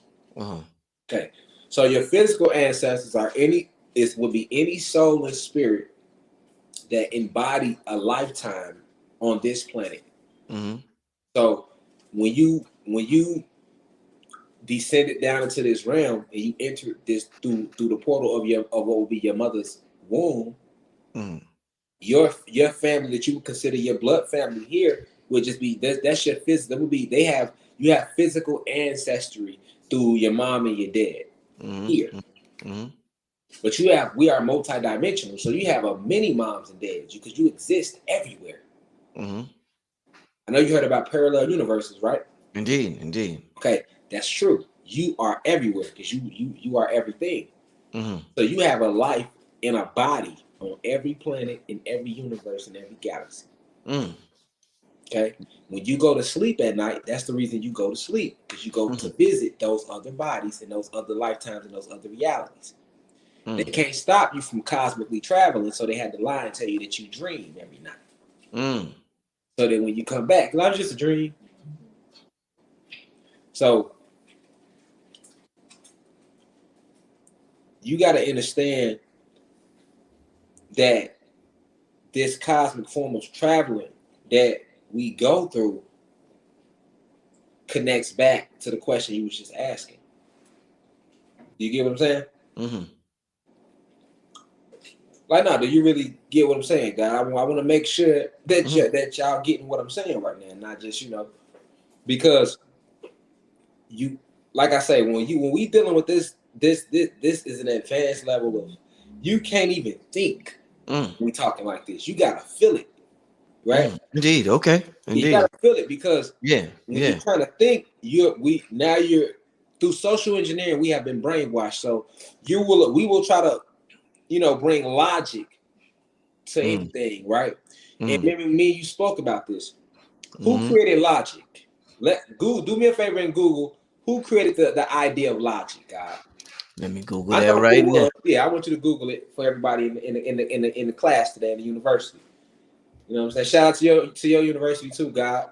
Yeah, hold up. Before we answer that question, since we got 2,500 people in the building right now, I want to give a shout out to this brother once again. I want to thank him for coming on the show, and I want to give a shout out to the Brothers University. The brother's dropping a different level of knowledge, and I want everybody to check out his website, www.theuci.online. That's the University of Cosmic Intelligence, and I want all of y'all to go there and check out the brother's website. The brother have special classes that you can't find on YouTube on here. So if you resonate with the brother's information, definitely check out the brother's website.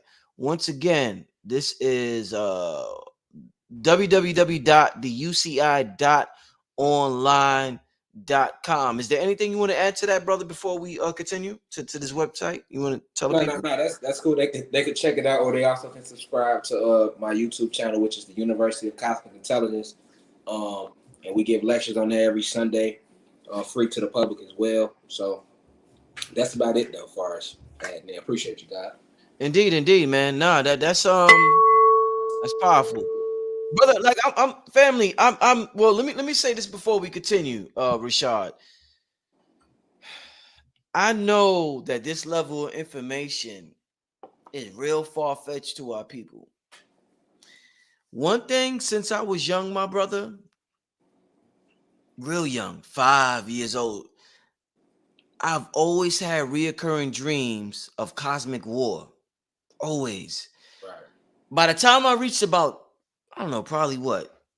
Once I got, 10, 11, you start getting interested in girls. You forget about everything. Basketball. Right. I left basketball alone. I left everything alone then. Right. But in my adolescence, but before my adolescence, when you're just a kid, I always had reoccurring. I mean, dream after dream after dream after dream of just cosmic war. So when I hear brothers like yourself, Delbert Blair, and others, I don't know to what extent y'all are on point with everything, but I do know that there's truth to what you are teaching. Because, like, there's no reason why I should have had those dreams. I'm talking about for years on end, where I just wake up and I'm like, well, damn, ain't nobody going. My mom was a, she was a Christian, but she was in the Farrakhan. But at that time, I thought she wouldn't understand. So I'm like, no need. I'm seeing all types of shit in the sky, and I'm just like, I'm just keeping it within. Right. So when I hear brothers like yourself, I know this shit ain't just all far fetched. So before we continue, I just want to thank you once again for having the. And I see the trolls in the chat. I see y'all, and in the book in the chat or whatever. But there's a high level. If there's such a high level of information that's hidden from us, family, we might have a heart attack if we really found out who we are. If we find out who we are, we might just have a heart attack and pass out and die. Because we be like, oh shit, what the, it would just shock and amaze us about everything that's been hidden from us. So I'm interested, my brother. I thank you. I don't know what was the last question. I think I asked about where the ancestors go. Did you finish elaborating on that? No, I ain't finished. Okay, yeah. So you can finish elaborating because you talk about the phases of matter, and you talked about the different ancestors. So go ahead, my brother. I'm sorry. Yeah, no, you good, God. Yeah. Yeah. As far as like our ancestors, the physical ancestors, they go from the physical state immediately to the gas state. So when they leave the physical state, they pass through the liquid state up into the gas state. And then when they get to the gas state, that's when, when people say, oh, I saw a spirit, or that's like the gas realms, right? That's like the gas realms when you even conceive them, because when they reach the plasma energy level, you won't even see gas. You won't even see an outline, an apparition, or anything, because it's simply a form of energy vibrating way too fast. So it won't even take on any form, and then it just goes up and up. So eventually, after they pass the plasma energy realms, they go off into the into the quantum realms and to the etheric realms and on up throughout the cosmos. And then from there, it's just about trying to break past the realm, because a lot of souls get lost in the light. So like the moon that we see that we see at night on this planet is not real. It's actually a holograph image of the real moon. So the moon that's being seen here is literally uses the light to lure souls to it. And when souls go toward the moon, you have a group of scientists on the moon that works on this. They have a base. When they speak about the dark side of the moon, that's a real thing, because the moon that we see is not real. So what these scientists' job is, their job is to capture those souls in these little energy containers. So when they capture the souls in these energy containers, they bring them on board the ship and they bleach the soul of his memories. And then once they bleach the soul of his memories, because the whole purpose of bringing the souls on the ship is to erase the lifetime it just remembered. Because all of that stays with your soul. So what they do is they bring them and they bleach you. Because once you break past the realm, they call that death, but you really just transcend the realm. So when you transcend the realm, all your memories rush back to you of what's really real, right? And you at that perfect place of peace. This is the peace that people feel when they say they had these near-death experiences. They feeling a release of energy, because you're releasing from the physical state through the liquid and on up. So it's going to be the best feeling, because you going back to your essence. Like you heavy down here, you in a body, right? You heavy. So the release is like, you know what I'm saying? That's what I see him take his last breath. I seen her take her last, but it's the release of energy. So what's happening is you got these scientists, and their job is to keep certain souls circulating and like back to the planet, as opposed to of souls breaking through from the cosmos. So what they do is they'll grab as many souls as they can, lure into their light, bring them on these little ships and these energy containers, and then they'll bleach the soul of his memories. Once they bleach that soul of his memories, they'll shoot the soul back down to this realm. So when they shoot the soul back down to this realm, the soul comes back to this realm, and then it has to find a body. So it skips the organic process of picking its parents, because the organic process is for you to be at home on Xylanthia or whatever your home planet is, and then you sign up for your soul contract to come here. And once you sign up, then you pick your parents, and then you have to wait for your parents to meet in this reality. And then they meet, and once they meet, your father passes the seeds or your body to your mom, and then that body grows inside of your mom. And when that body is ready for you, then you go and descend into that body, and then that's called birth. That's really what happens. You get what I'm saying? So with them understanding the science of us, that's why they put the moon there. And they teach you, or they use religion to teach you to go into the light, because they got you thinking the light is heaven. So when they taught you that, they're just preparing you for transcending this realm. It's like the biggest form of slavery. Harvest is called soul harvesting, because they really harvesting souls with the moon. And once they bleach you and send you back, now you got to start all over again. And then you're not coming back here organically from the cosmos. You didn't went through the moon base, so and got sent back. So it's not the same. You might go into a body, or you can go into an animal. You can go into anything, because you're gonna need just energy. You're gonna need a body to go into once you hit this physical realm. So they hacked the computer simulation. Is that would you say that? In a way, you could say they got it, because see, this is why people got to come out of religion. Because okay, you remember the prayer? It's how we back to magic. Remember the prayer? Now lay me down to sleep. I pray the Lord to keep, and if I die before I wake, I pray to my soul. Right? Remember that? Yeah. Oh, that's a spell. All spells rhyme. And when you sit there saying that, you thinking it's a nursery, that's a spell. And as a child, you didn't say that every night, probably, or you taught your child to say that, or you was taught to say that. So you basically gave your soul to the Lord. Who is the Lord? Satan. Right? Satan is the Lord. You know what I'm saying? People got to understand that religion is Satan is he's Jesus is Satan and Jesus. He's both.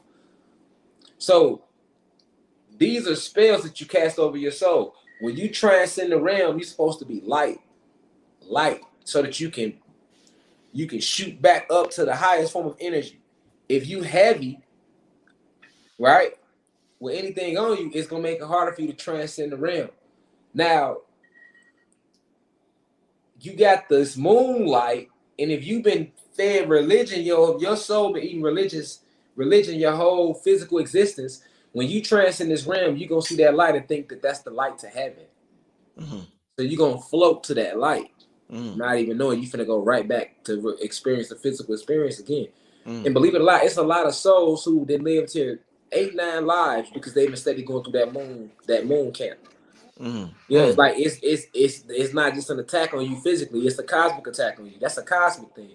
And then you got other souls that break past that, they don't go into the light. You know what I'm saying? Then you got the souls that they sign up to come back just to fight. You got the other souls and spirits that don't never take on a physical body, like Orishas and principalities and primordial energies. These beings are true intelligence, but they never take on a physical body. Who's that you got in front of you right now, my brother? Who's that? It's Obatala. Obatala, okay. Obatala, yeah. Indeed. Yep, Obatala, one of the Orishas. But that's what I'm saying. Like, we should know that. We should know everything pertaining to our arts. But like, if it was Jesus right here, we'd know that. Or if We it know was, that. You're right. you know what I'm saying? If it was Muhammad, you know what I'm saying? We'd know, like, oh, that's Muhammad. You know what I'm saying? Yeah, you're oh, right. that's Buddha. You know what I'm saying? Like, he meditating in his belly big. That gotta be Buddha. But like, yeah, we should know the black gods too. You know what I'm saying? Because these are the gods that was here before they gods. You know what I'm saying? We gods.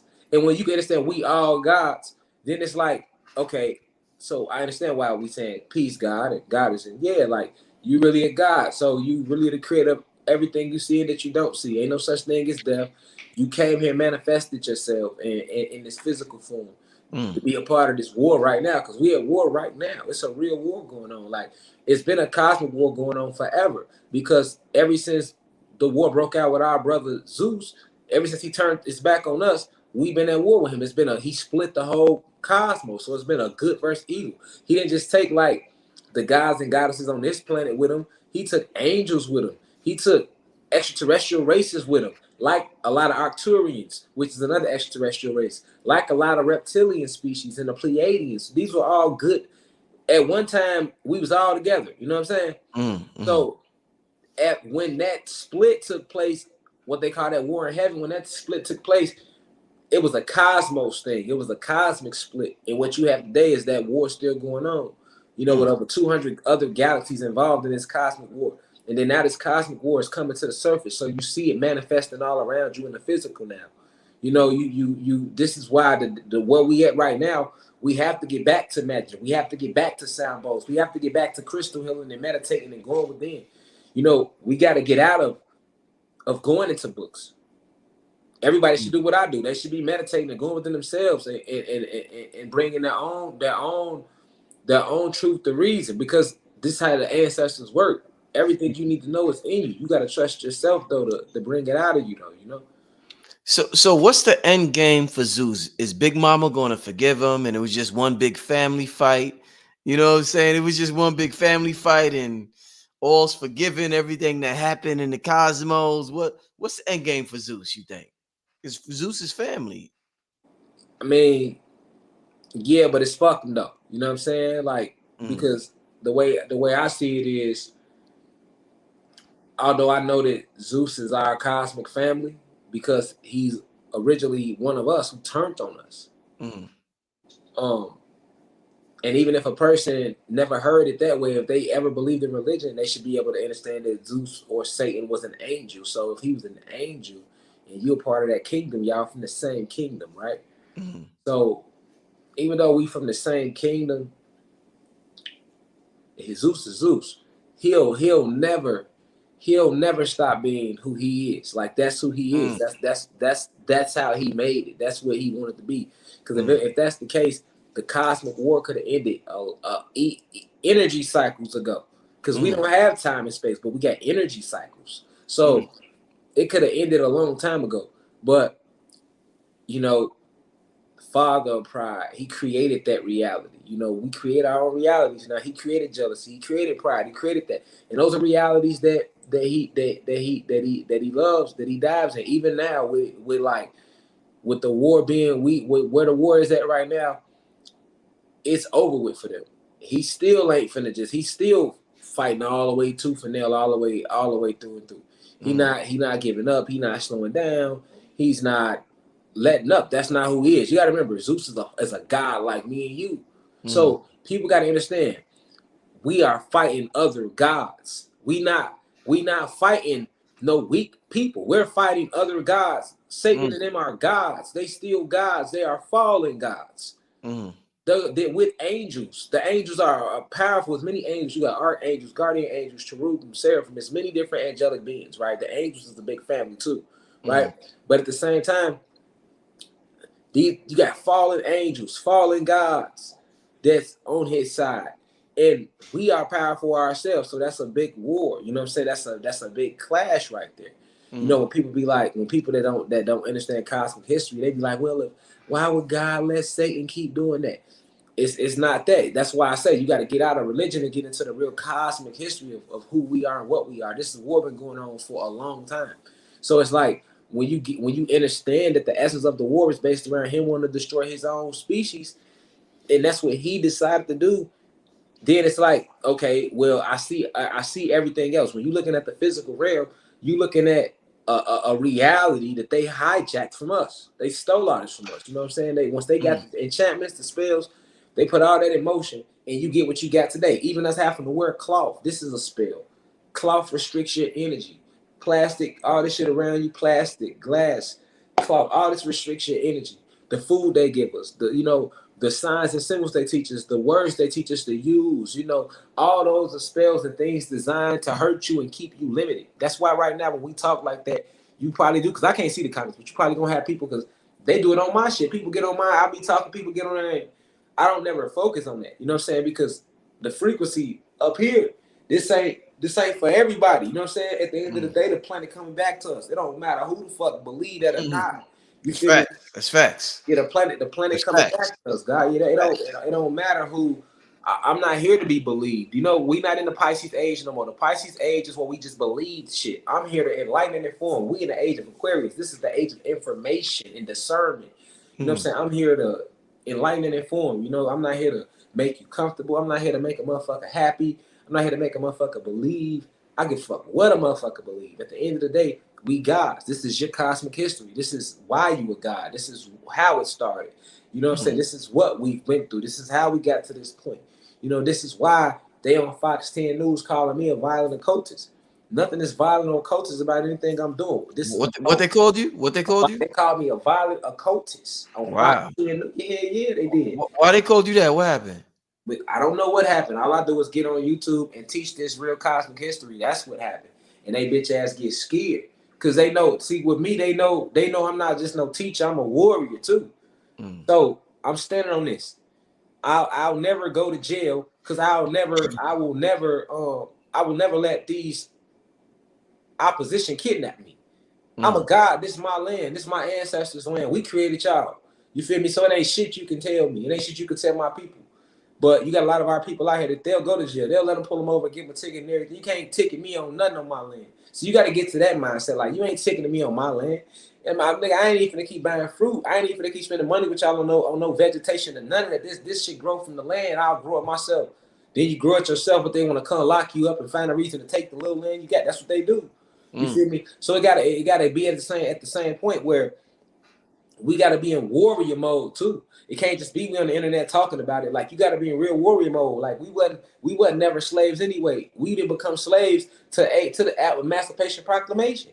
Like, it's like they try to make it seem like Abraham Lincoln signed that and freed us. No, he signed that and niggas became passive and we became slaves. Because before that, we was warring. We was guerrilla war activity. Every war was us versus them.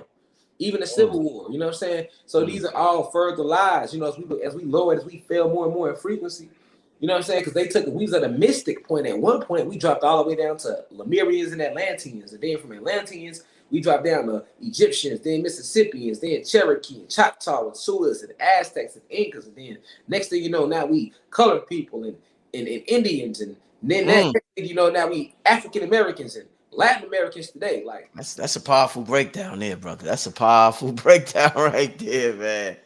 Damn, that's a powerful breakdown. Back though. So yeah, guy, you know, it's like we on Atlantis right now. But Africa is Egypt. I mean, Africa, you can enter Africa through Arizona. The Grand Canyon leads into Africa.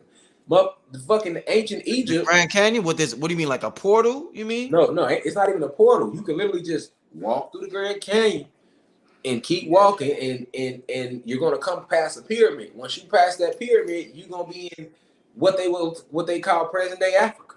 Damn. This is why they don't let people walk through the Grand Canyon. You can only go so far. It's limited. You can't just walk through the Grand Canyon. You know what I'm saying? Because they don't want you to know that you don't have to go over the water to get to Africa. That's a lie. The map don't look like that.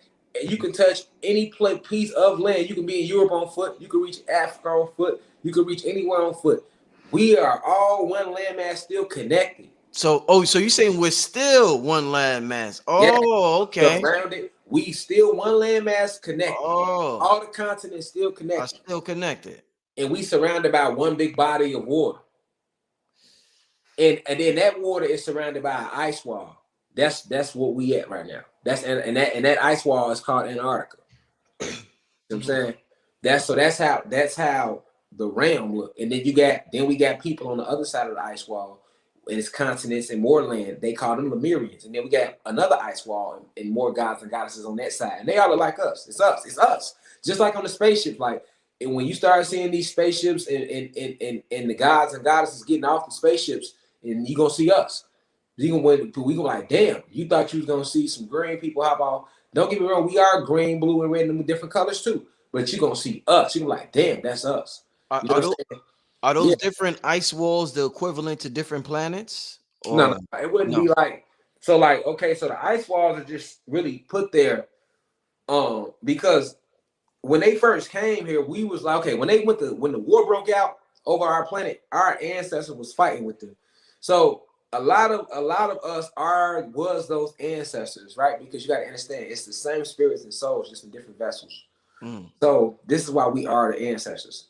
But that's another deeper level of it. But we was warring with them, and they called in the dark elves. The dark elves are the ones that created the sub-zero technology. So this is where cold weather come from, snow, ice, all this stuff. We never had none of this. We are real Caribbean. You know, we Caribbean vibe. Like the whole vibe you get in the Caribbean. We tropical. We are tropical beings. You know what I'm saying? So we never had no ice, none of that. So when they come to our planet and they start shooting They got these big weapons and they shoot ice at us and snow at us and weapons blowing this freezing cold air on us and shit like that. Yeah, you know, they start freezing us and they started advancing in the war just off the sub-zero technology. Like it literally was used as a weapon in the war against us. So when you're looking at the walls of Antarctica, you're looking at a lot of the bodies of our ancestors, you know what I'm saying, that was frozen, you know what I'm saying, in time, frozen in the wars. When you look at them icebergs floating through the ocean, them be bones and kneecaps and elbows that froze and just floating. Like it gets so deep. Like I said, we were giants at one time. Like we fell so far in frequency because they took all this from us, and it happened over a period of energy cycles. You know what I'm saying? It happened over a period of energy cycles. They call it time, but I'm gonna call it what it is: energy cycles. And we began to drop lower in frequency, lower in frequency, lower in frequency. You know, so we reached a point where we got all the way down, like I say, to what we are today. You know, but that they had to break us down though. Because like I said, if you look at each generation, we had more unity. You keep going back, back, back. You go, like I say, you go African Americans, Latinos, keep going back. That's gonna turn to Indians. Keep going back. We're gonna be Choctaws and all that. You go back some more, we're gonna be Mississippians. You go back some more, we're gonna be Egyptians. You go back some more, now we Atlanteans and Lemurians. You go back some more, we Anunnaki gods and goddesses. You go back some more, now we just dark matter energy. So like that's the whole breakdown of us in the cosmos, God. You feel me? Indeed. So, what would be the difference between energy cycles and time? Because you keep saying they deal with time, we deal with energy cycles. Give me an example of an energy cycle that we would understand. So okay, we can measure energy cycles with the sun, right? So Hmm. we could go out if you still in tune with nature, right? You could go out and look at the sun, and you could be like, okay, if you really watching the sun and how it's moving and orbiting around the planet, you can count the energy cycles off the sun. That's how we move. We went with the sun as far as energy cycles. Now, when you talk about time, time is based around seconds, minutes, days, months, and those seconds could start whenever, right? Hmm. But the thing is, you got to look at time like this. You really just repeating the same days. So, how many days is in a week? They tell you 7. Okay. Hmm. Now, Hmm. how many days in the year? They tell you 365 if it's not a leap year. Hmm. Okay, so it's 365 days. I've been using this example forever because it's just a basic, simple example that you can just grab right away. What's the 8th day of the week? Name the 8th day. Okay, we got 7 days: Monday, Tuesday, Wednesday, Thursday, Friday, Saturday, Sunday. Now, what's the 8th day? Couldn't answer that. Right, exactly. Mm, And nobody will. mm, Nobody will. So mm, we got 7 days we know of. mm, And we talking about is how many days in the year again? 365 days. mm. Okay, well, name the other 358. Mm. Because we can't say Monday, Tuesday, Wednesday, Thursday, Friday, Saturday, Sunday, get the Sunday and start over again with Monday and say that's a. We don't do that with money, do we? We do that with the piano, the notes in the piano. After 7 notes, we start another octave, but the octave is the same note as the beginning note from the previous octave, but just at a higher tone. You know what I'm saying?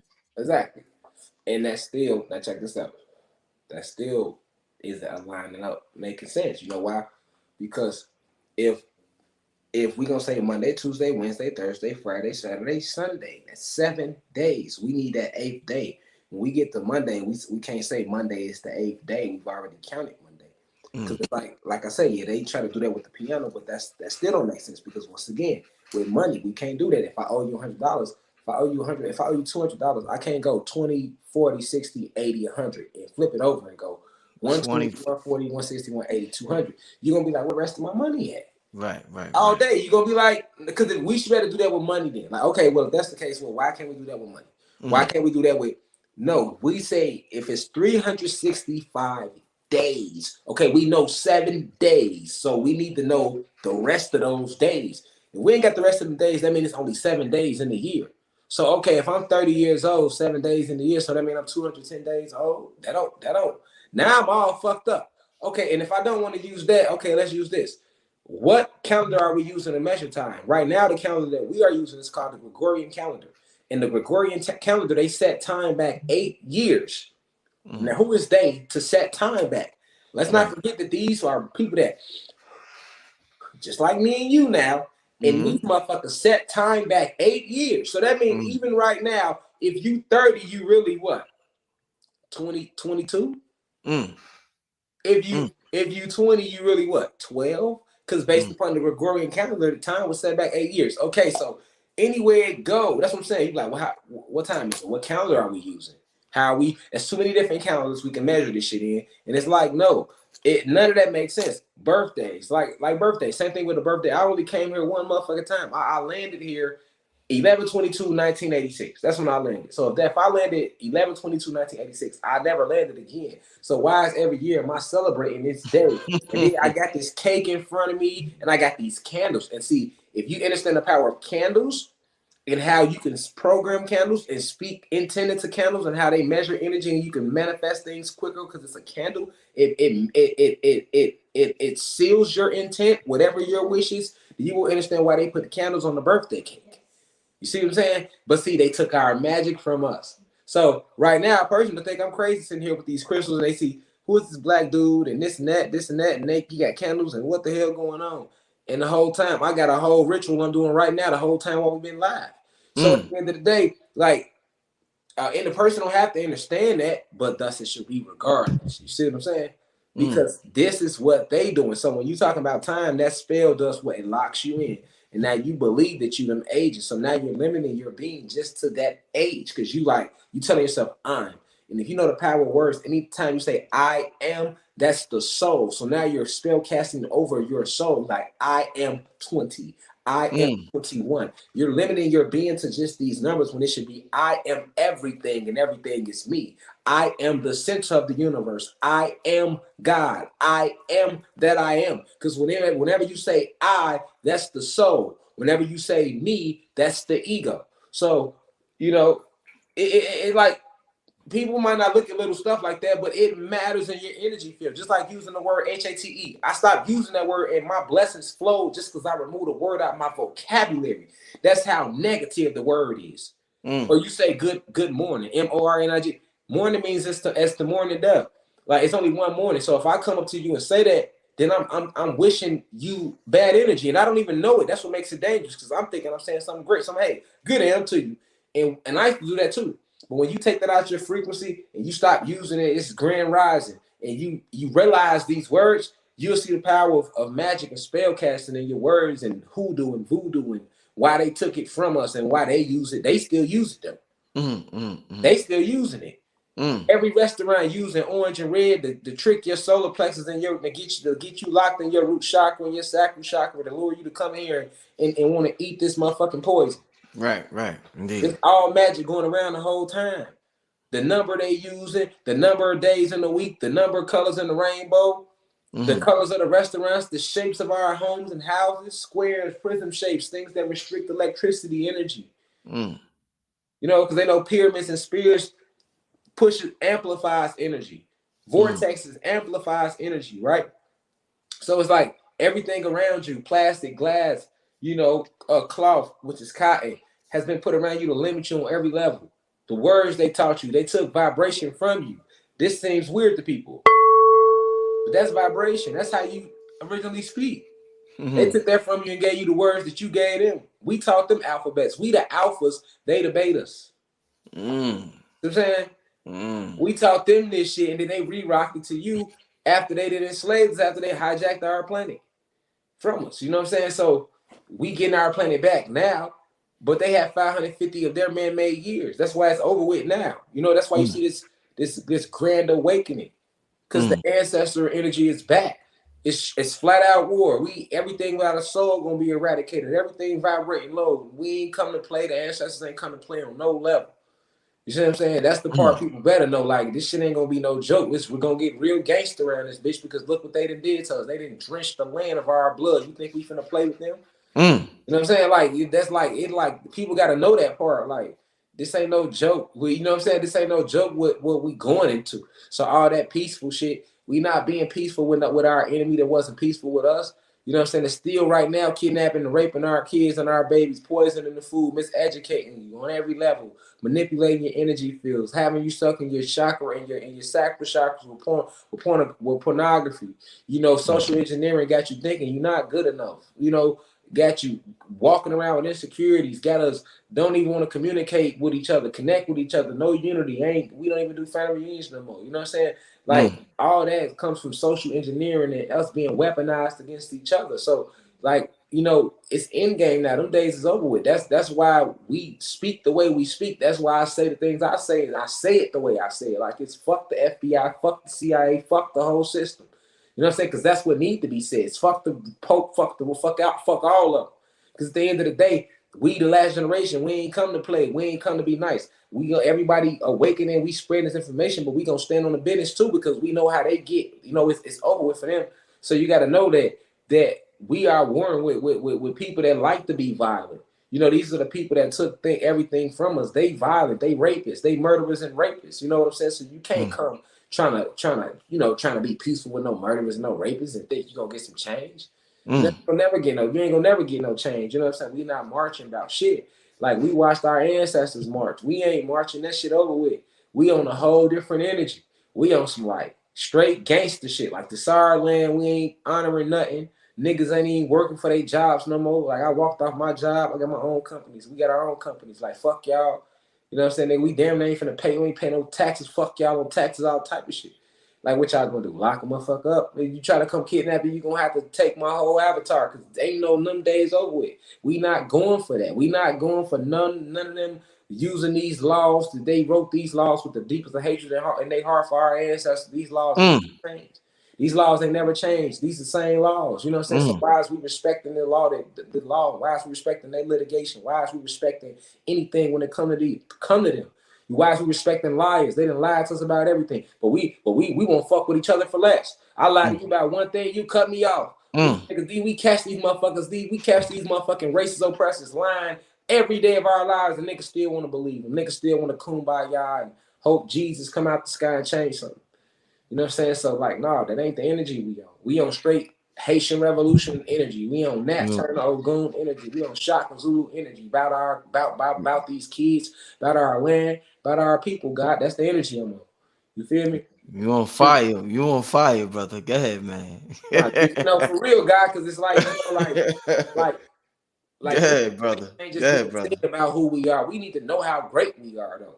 So, like, that's all I do. I just remind us how great we are, like what we come from, what we did, what we invented. I ain't saying that to make a motherfucker feel good.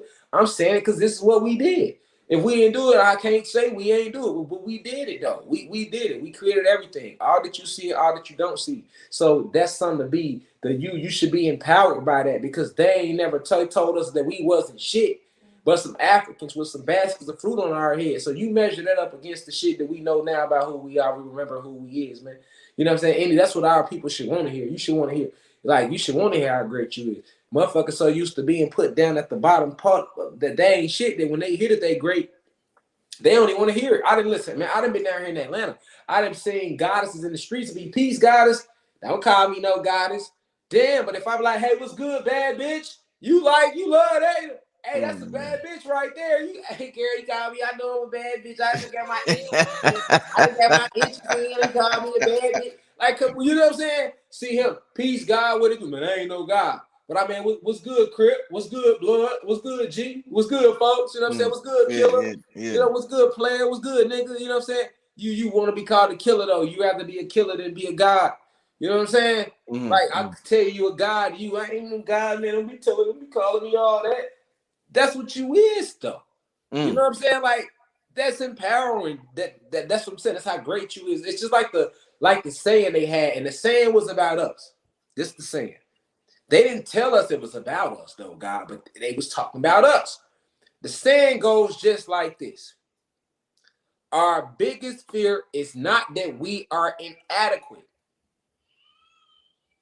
but that we are powerful beyond measure. Talk to him. You know what I'm saying? Talk to him. I'll repeat it 3 times because we understand the power of the 3, the 6, and the 9. So I'm going to repeat it 2 more times. Our biggest fear is not that we are inadequate, but that we are powerful beyond measure. One more time. Because they didn't tell us that they were talking about us, but they were. Our deepest fear. So the quote should have been read like this, because they was talking about us. Our deepest fear is not that they, Aboriginal, Indigenous, Black, Latino, and Anunnaki gods and goddesses, are not inadequate, but that they are powerful beyond measure. See what I'm saying? And that's literally what we are. You can move things with your mind, that's real. You control every element, that's real. So when you're looking at the Hawk, that's gamma radiation. You got that in you. We got green veins. Look at your veins, they green. Now look at human beings' veins. They veins is blue. Because they are single cell organisms. They were created in a petri dish. I say that with respect, because I'm not down on them. Shout out to all the high vibrational human beings. I rock with a bunch of white people that's vibrating high. But I'm talking about genetics and the science of who we are. Green veins, because that's gamma radiation. Radiation strengthens us. That's what I'm saying. But then they'll tell you don't stand by the microwave, right? Electricity strengthens us, but they'll tell you don't stand in the window while it's lightning outside. You get it? Because they know what that do to you. So you think 5G strengthens us? All this new technology they're coming out with? See, 5G, that don't strengthen us. That's there to hurt the planet. That's a weapon. See, the 5G towers are used to activate the ice crystals in the clouds. Because see, they created weather. They created their own weather. Like they ushered in cold on our planet. Winter is fake. They create winter. That's why it's only lasts so long. The rest of the seasons are warm, basically, right? So and everything dies during winter. But that's fake. You know what I'm saying? They create the weather. They got these clouds, right? They create these clouds to block out the sun because of our connection to the sun and what the sun does to us. The sun burns toxins out of our body. You're supposed to sweat because that's the toxins being released from your body. The longer you sit in the sun, the more toxins you will release. It's literally burning the poison off you that they feed in you. You know what I'm saying? If it was no poison in you, you wouldn't sweat. But they create these clouds to stop us from powering up. Remember, we electricity. So imagine a phone. It needs a charger. That's the sun for us. Sun, okay. So we can't let them get too much sun. So they create the clouds to block out the sun. Then we got to make it cold because that's the opposite. That hurts us. Now, keep talking, bro. I got to get the door upstairs. Just keep talking. Okay. That hurts us, right? So when you see how you feel in the sun compared to how you feel in the war and the cold, there's two different elements. There's two different. You're gonna feel two different strengths. You're gonna barely feel something when you're super cold. When you warm, you just something different. You just something different. So what they did was they put ice crystals in all these clouds. And all these towers like 5G technology and 3G and all that. They've been using all those 3G towers, and now we want to call them 5G towers because people starting to notice them now, but they've been had them. They use that to activate the ice particles in the clouds. And when they activate them, this is where your cold weather come in. This is where your snow come from. This is where your precipitation come from. This is where your fake rain come from. Because you do get a real form of like a rain that the planet and the realms kind of do themselves, but we don't ever get to feel that rain because they spraying oxygen and they got the fake clouds and their own version of rain set up. So they controlling that. They controlling the atmosphere from every different level with the weather.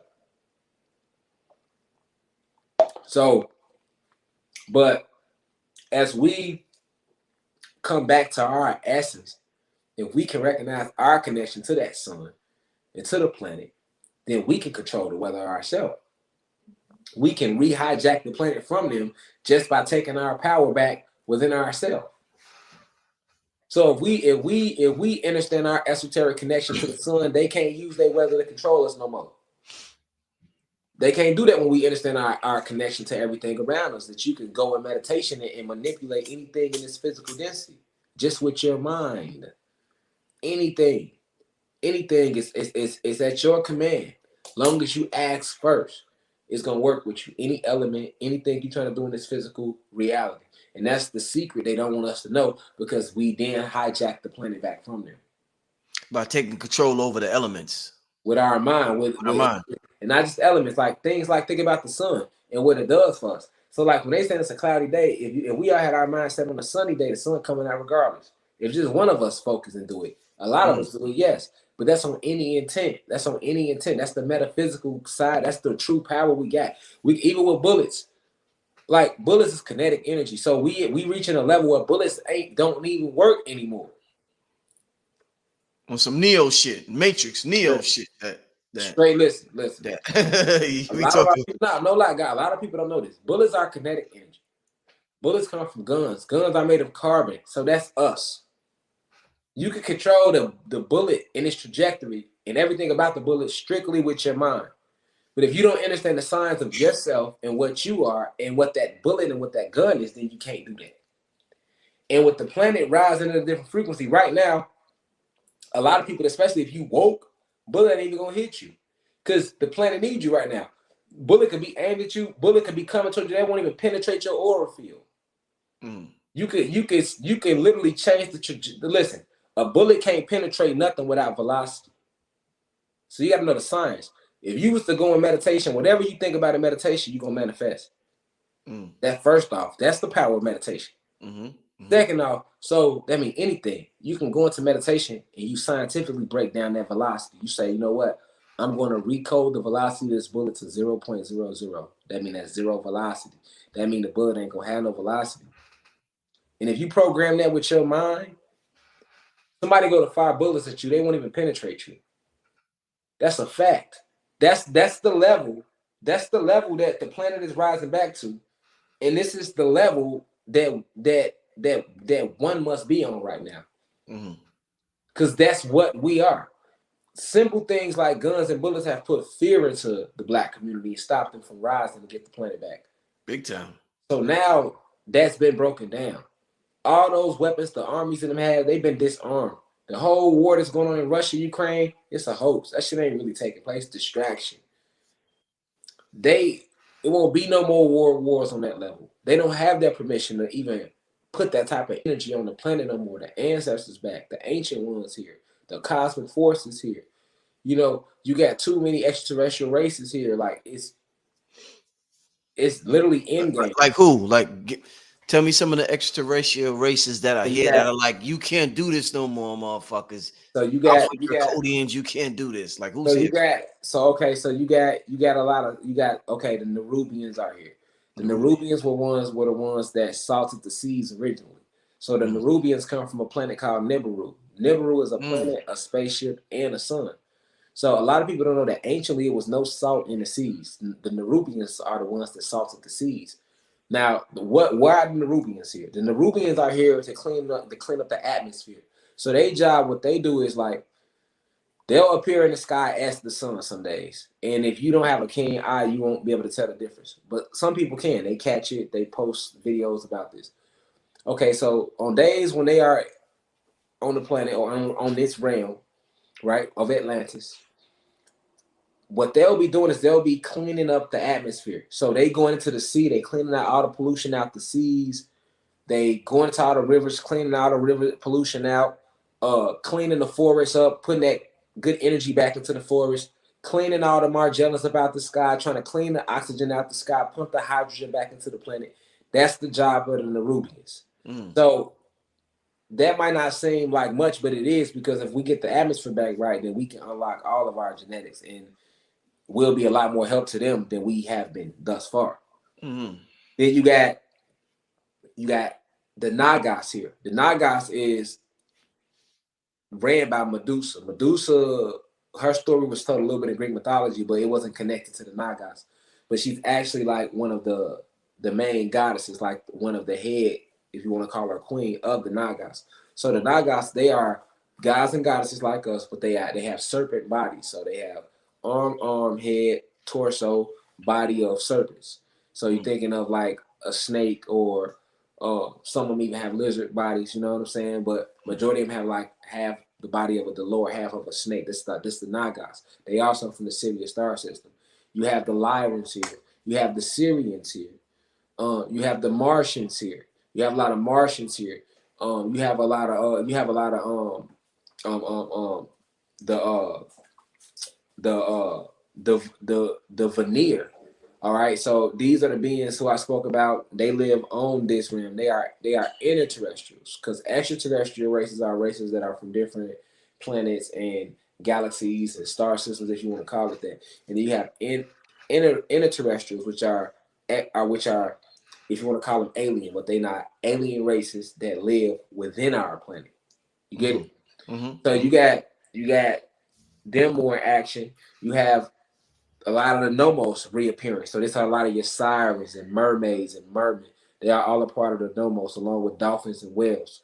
So the dolphins and the whales are getting more aggressive and more active in the war as well.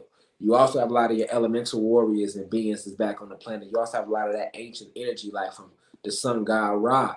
His energy is on the planet. Isis and Osiris, their energy on the planet. Anubis, a lot of these Egyptian gods, these are spirits. Their energy is on the planet. You can channel all this energy too. That's the crazy thing about it. That's what I'm trying to say. People have no clue. Our people have no clue what they can do as God, as black people, if you want to call them that, gods and goddesses, being aboriginal beings. You can channel all this different energy from these different other gods, which is your cosmic family and your physical ancestors. These are our cosmic ancestors and our physical ancestors. You get what I'm saying? So this is why these beings will work for us. And that's what they fear. They fear us going back to that state where we not just fighting them, but we because we in a physical density. So we have to call it in their help. The archangels, angels, you have to let them in. They just can't come in. Because all beings have free will. Sovereignty is the law of the cosmos. So you have to call these different advanced beings in. Right. They need their invitation. You have to call them in. Yeah, definitely. That's how it works. But that's the side of us that we got to get back to. I remember, that's my son. Pardon the noise, family. That's my son upstairs. You I good. remember watching when I used to watch True Blood back in the day. The vampire used to come to the door, but they couldn't get in unless they was invited. So they would do something for you so you can invite them. Then once you invite them, then they come get you. You know what I'm saying? But it was all based on you inviting them in, but they couldn't get in your door. They would run up to the door, but they would stand right by the door. Then once you invite them, then they got you. So yeah. That's powerful. Yeah. That's real. That's how it works. Like they get the whole idea of, because that's in a lot of vampire movies. Like vampires can't go into your house without your permission, right? But that idea comes from how it works in magic. Like anybody that works with spirituality will tell you that too. That's deep in the journey will tell you, like, when you practicing magic or you working with certain deities or certain spiritual families or certain ancestors, like they need your permission. Just like if I wanted to help heal you, if I wanted to help, say you got sick and you want to meet, and I wanted to help heal you, I could do a ritual to help heal you, but I can't do it without your permission. I would have to literally talk to you. Hey, God, man, with your permission, I would like to do a ritual for you, because you are a sovereign being. Right. So the law of the cosmos is you cannot violate nobody's free will. Thanks, man. But what about voodoo? People feel like their free will has been violated because somebody put a curse on them. They damn sure ain't agreed to that curse being put on them. They be like, man, so and so said I was gonna get into this accident. They got into it. So how is that? Ain't that a violation of somebody's sovereignty? Hell yeah. Like, and that's why the people that's like, okay, so this is how that works. Say somebody put a curse on somebody, right? It would have to be like if somebody tried to come after your family, like a real practitioner of the arts, they gonna tell you that like a person can't just put no curse on you just to do it. If they do it, it's going to come back to them. That's how that go. Like, but like, okay, say I don't do nothing to you and you want to go just put a curse on me because you mad because you think I got more money than you or something, right? But I think he more whatever. You gonna put a curse on me for nothing. I ain't did nothing to you, your family. It's gonna come back to you and hit you 3 times hard. You know what I'm saying? It's gonna come to me, but once it get to me, I haven't did nothing. And if I got any type of spiritual protection, it's definitely gonna send it back to you. So let it come back to you. But let's just say I try to rape your wife. I try to kill you, rob you, hurt you, something like that, and then you try to put a curse on me to hurt me.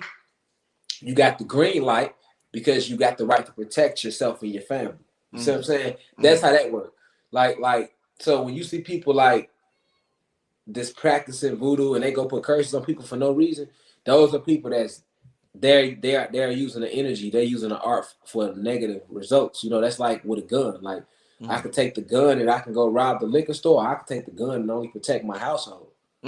It's the same thing with the magic. It's the same thing with the arts. That's why everybody can't know it, because if they're not disciplined or at a certain level spiritually, they will do petty shit like that. They will. You know, that's why it's kind of good that all our people don't remember certain parts yet, because they're not ready for it yet. They're not ready for it. Work. Yeah, they still got to work on cleansing the chakras out and shadow work, like because you know you start getting in possession of these things that you are capable of, and you don't have yourself aligned right. You're gonna start misusing it and trying to hurt people for no reason. Like, literally, I've had people DM me and ask me, hey, God, can you teach me how to do this? Can you teach me how to do that? I'm trying to get my boyfriend back. Can you teach me? I'm like, man, hell no, I don't partake in that type of energy. You trying to come to me and have me help you concoct the love spell.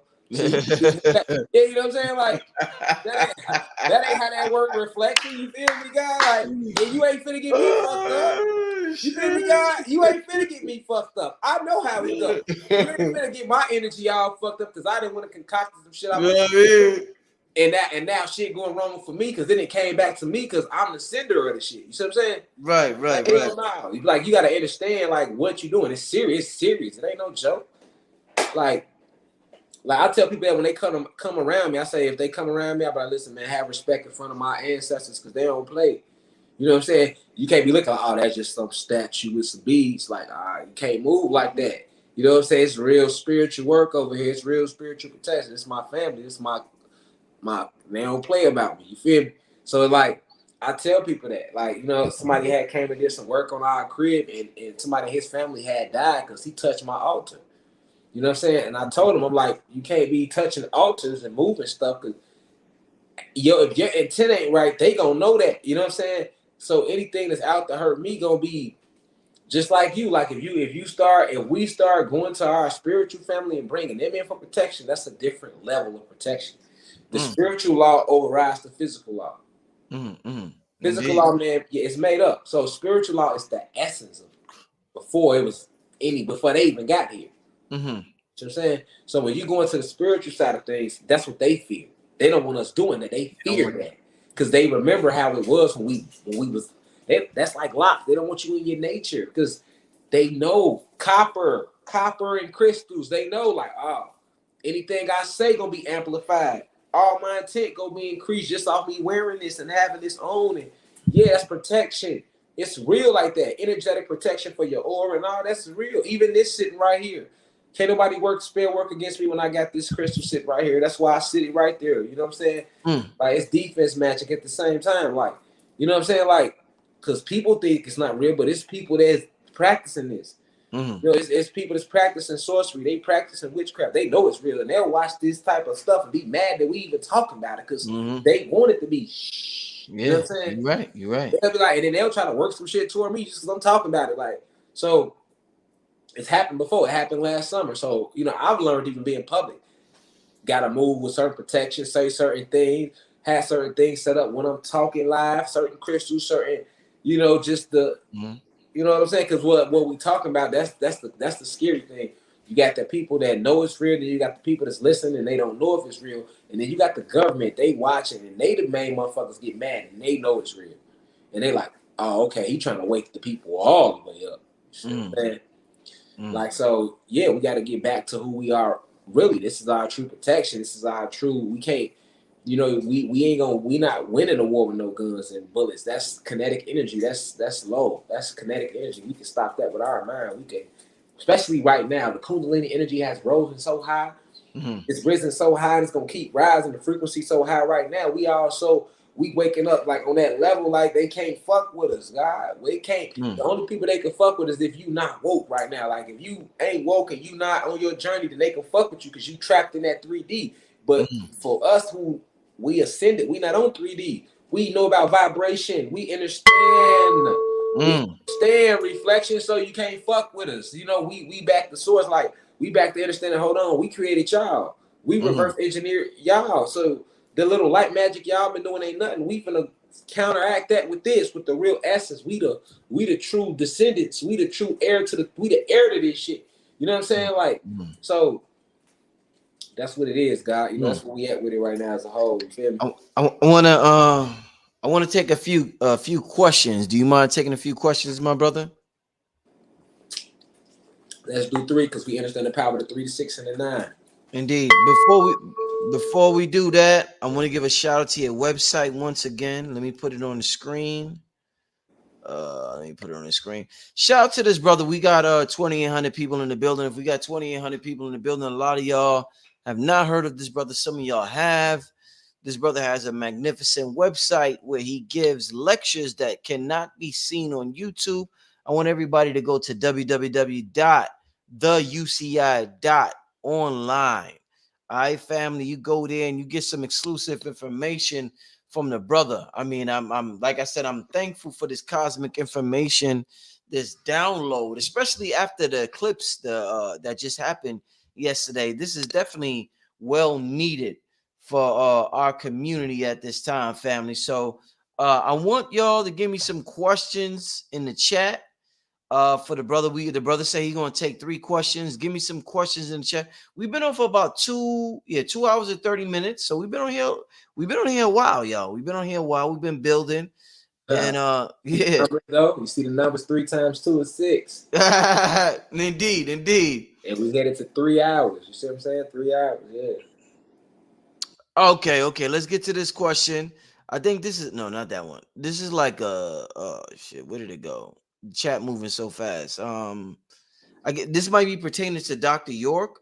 It says, "Are there galactic beings from the planet Risk?" I think the reason why I said Dr. York, I remember when I'm like 20 years old, them handed me pamphlets about the planet Ritz. So I think they're referring to that right there. But go ahead, brother. Um. Also, they want to know: are there galactic beings from that planet in general? Yeah. Yeah. That's an actual planet that's in the multiverse. We have to see the thing about the planets is you got to think it's 999 planets in every galaxy. And you got to think how many galaxies is makes up a universe. So that's why I'm coming out with a book at the top of January where I'm going to go more in depth about the different extraterrestrial races and the different planets. What, next January? Yeah, this January coming up. Oh, I gotta get that. The reason I'm gonna come out with that book because we need like an index for this type of thing. Yeah.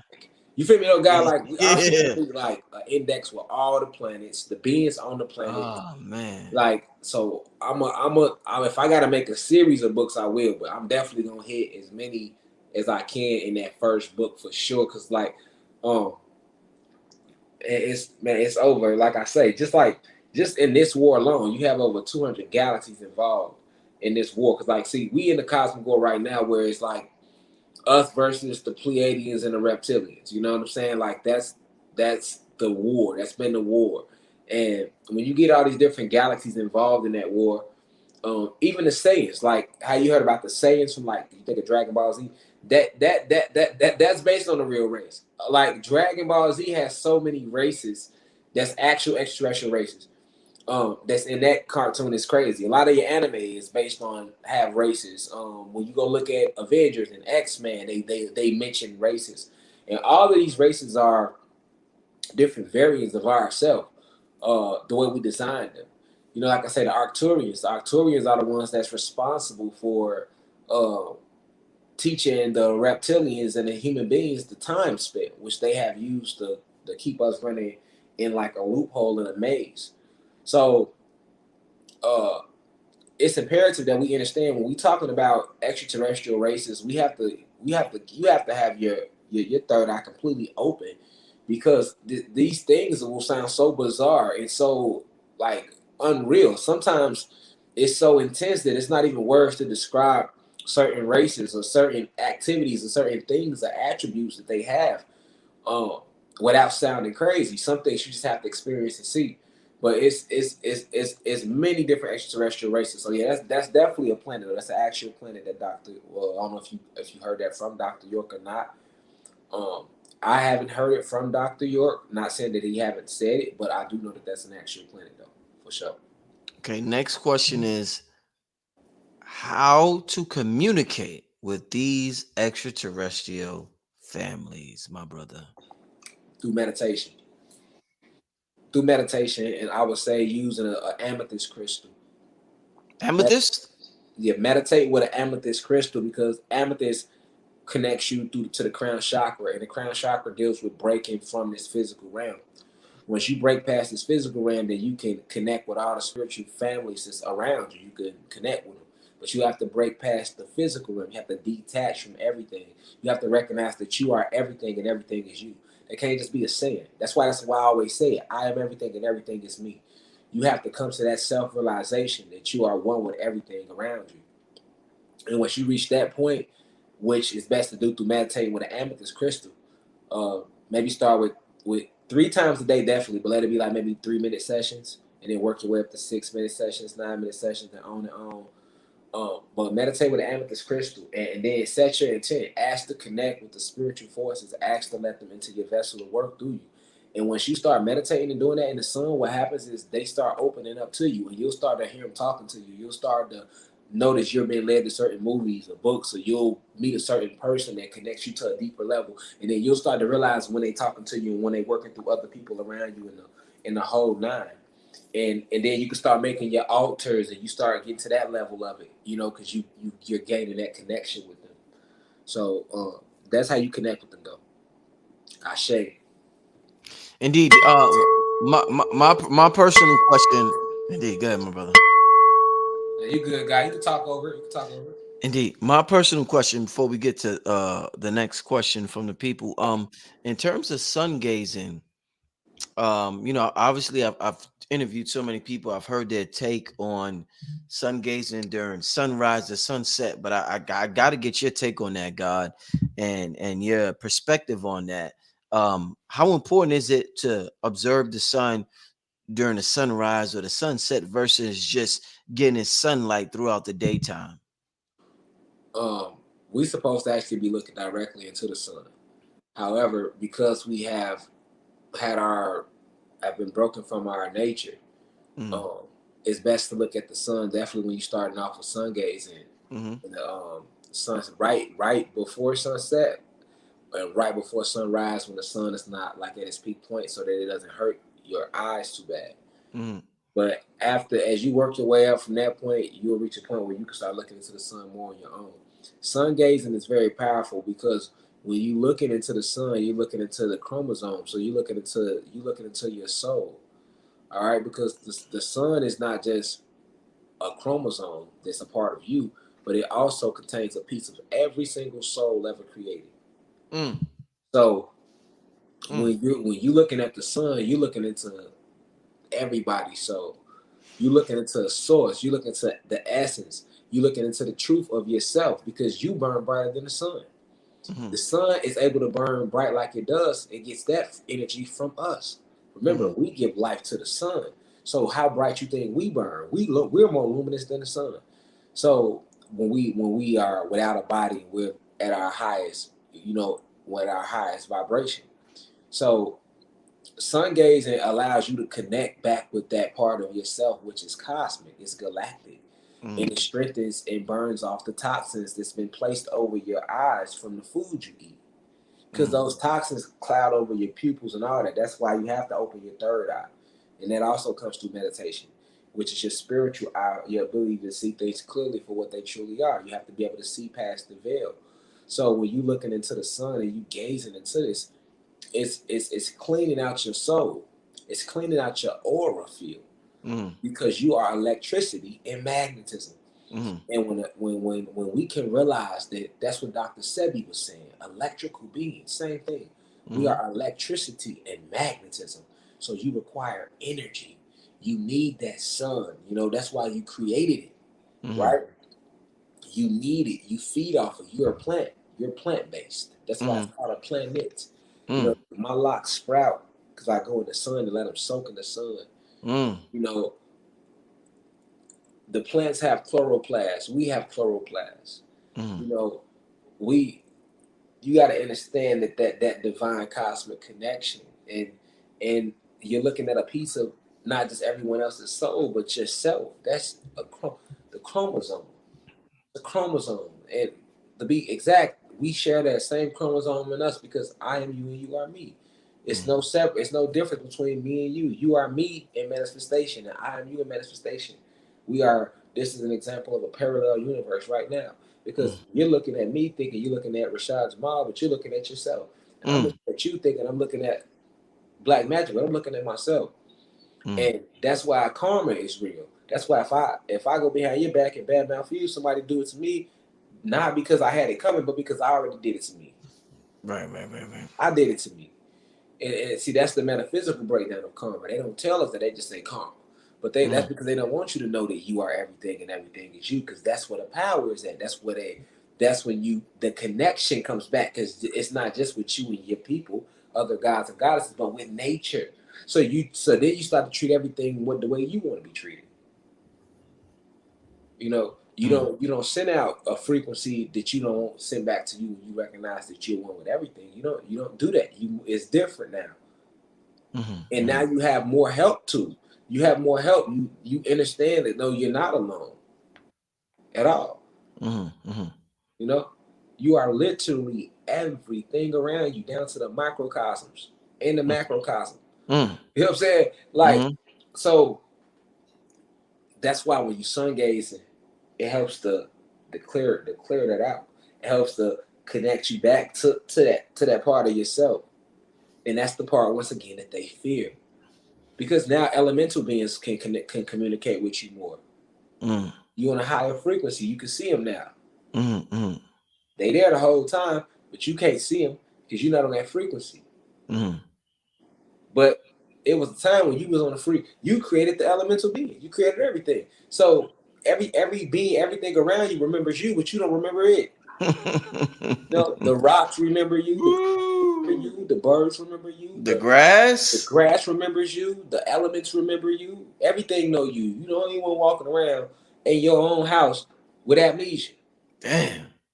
Spiritual amnesia. The only one With spiritual amnesia. That's crazy. Yeah, we the only one. So that's why we gotta connect back like that. And sun gazing it aligns you with that. Just like crystals, they don't want you doing none of it. Listen, do you know I was trying to just get some obsidian, and the person I normally get crystals from, because I sell real crystals on my website, and they sell out so quick, and I'm like, man, I need some more obsidian. So I was trying to get some obsidian, and I couldn't even get it. He like, man, they not restocking obsidian no more. And me understanding the power of obsidian, is one of the most powerful protection crystals, right?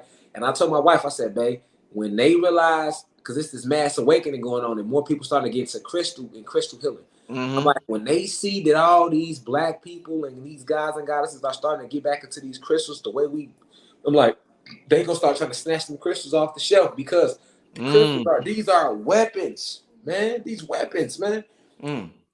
Listen, the highest form of attraction is copper. Copper is more stronger than gold, but they think gold is stronger than copper.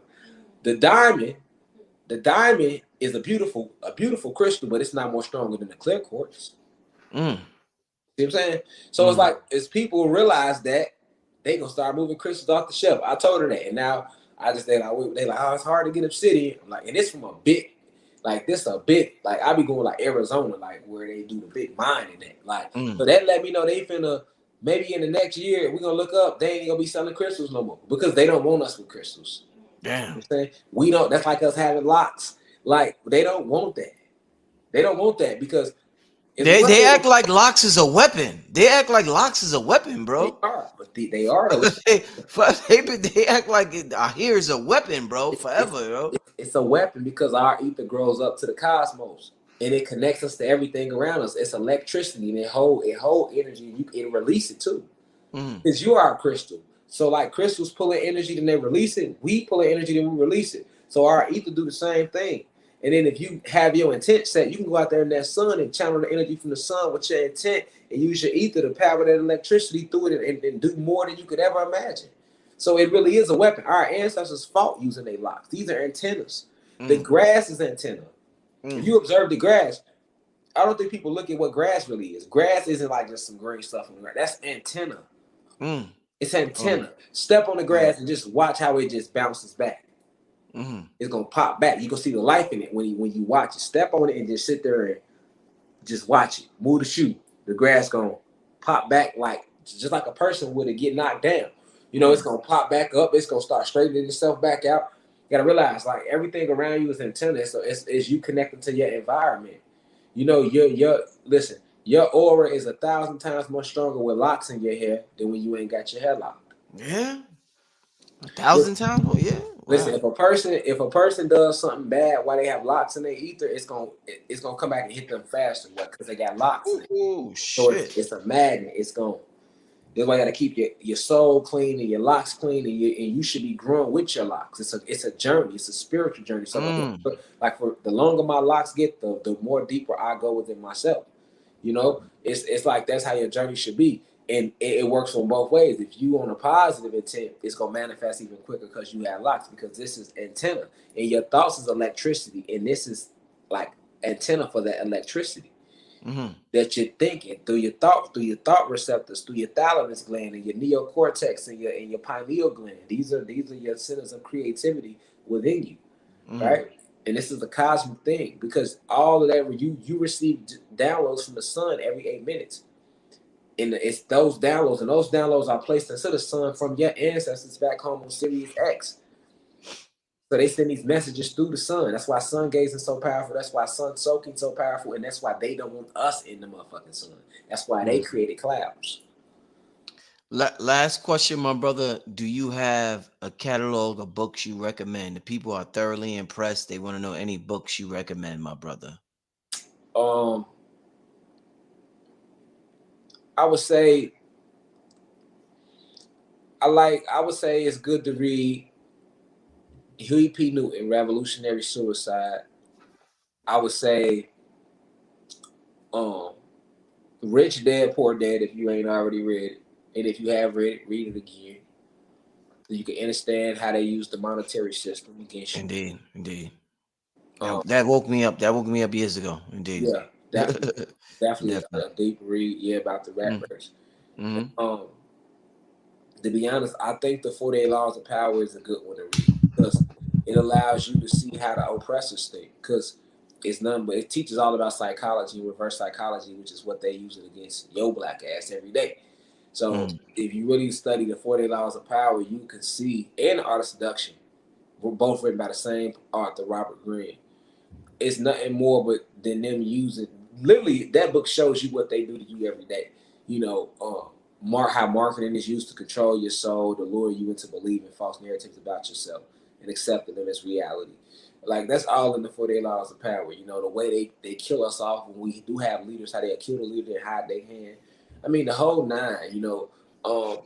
Man, it's all in there, all the way down to why they get upset when we challenge them. Like that's rule number one: never outshine the master. Right? That's in the 48 Laws of Power. So, yeah, it breaks it down. That's why they did Cosby like that. He tried to outshine the master. See what I'm saying? He wanted to buy the network. Oh, okay, you trying to outshine the master? Okay, well here go this case. You know what I'm saying? Nipsey Hussle, you want to outshine the master? You wanna come to the Grammys and make your own millions without us? Okay. So like, you can literally look at that book.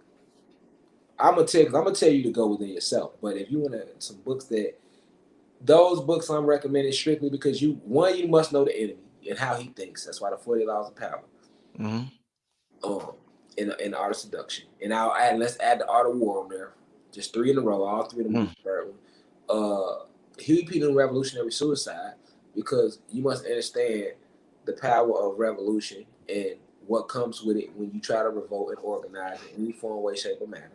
And finance and Rich Dad Poor Dad so that you can understand the monetary system and how it works and the goal. So that you can come off these jobs and stop relying on 401ks and talking about CDs and stocks and bonds and all of that.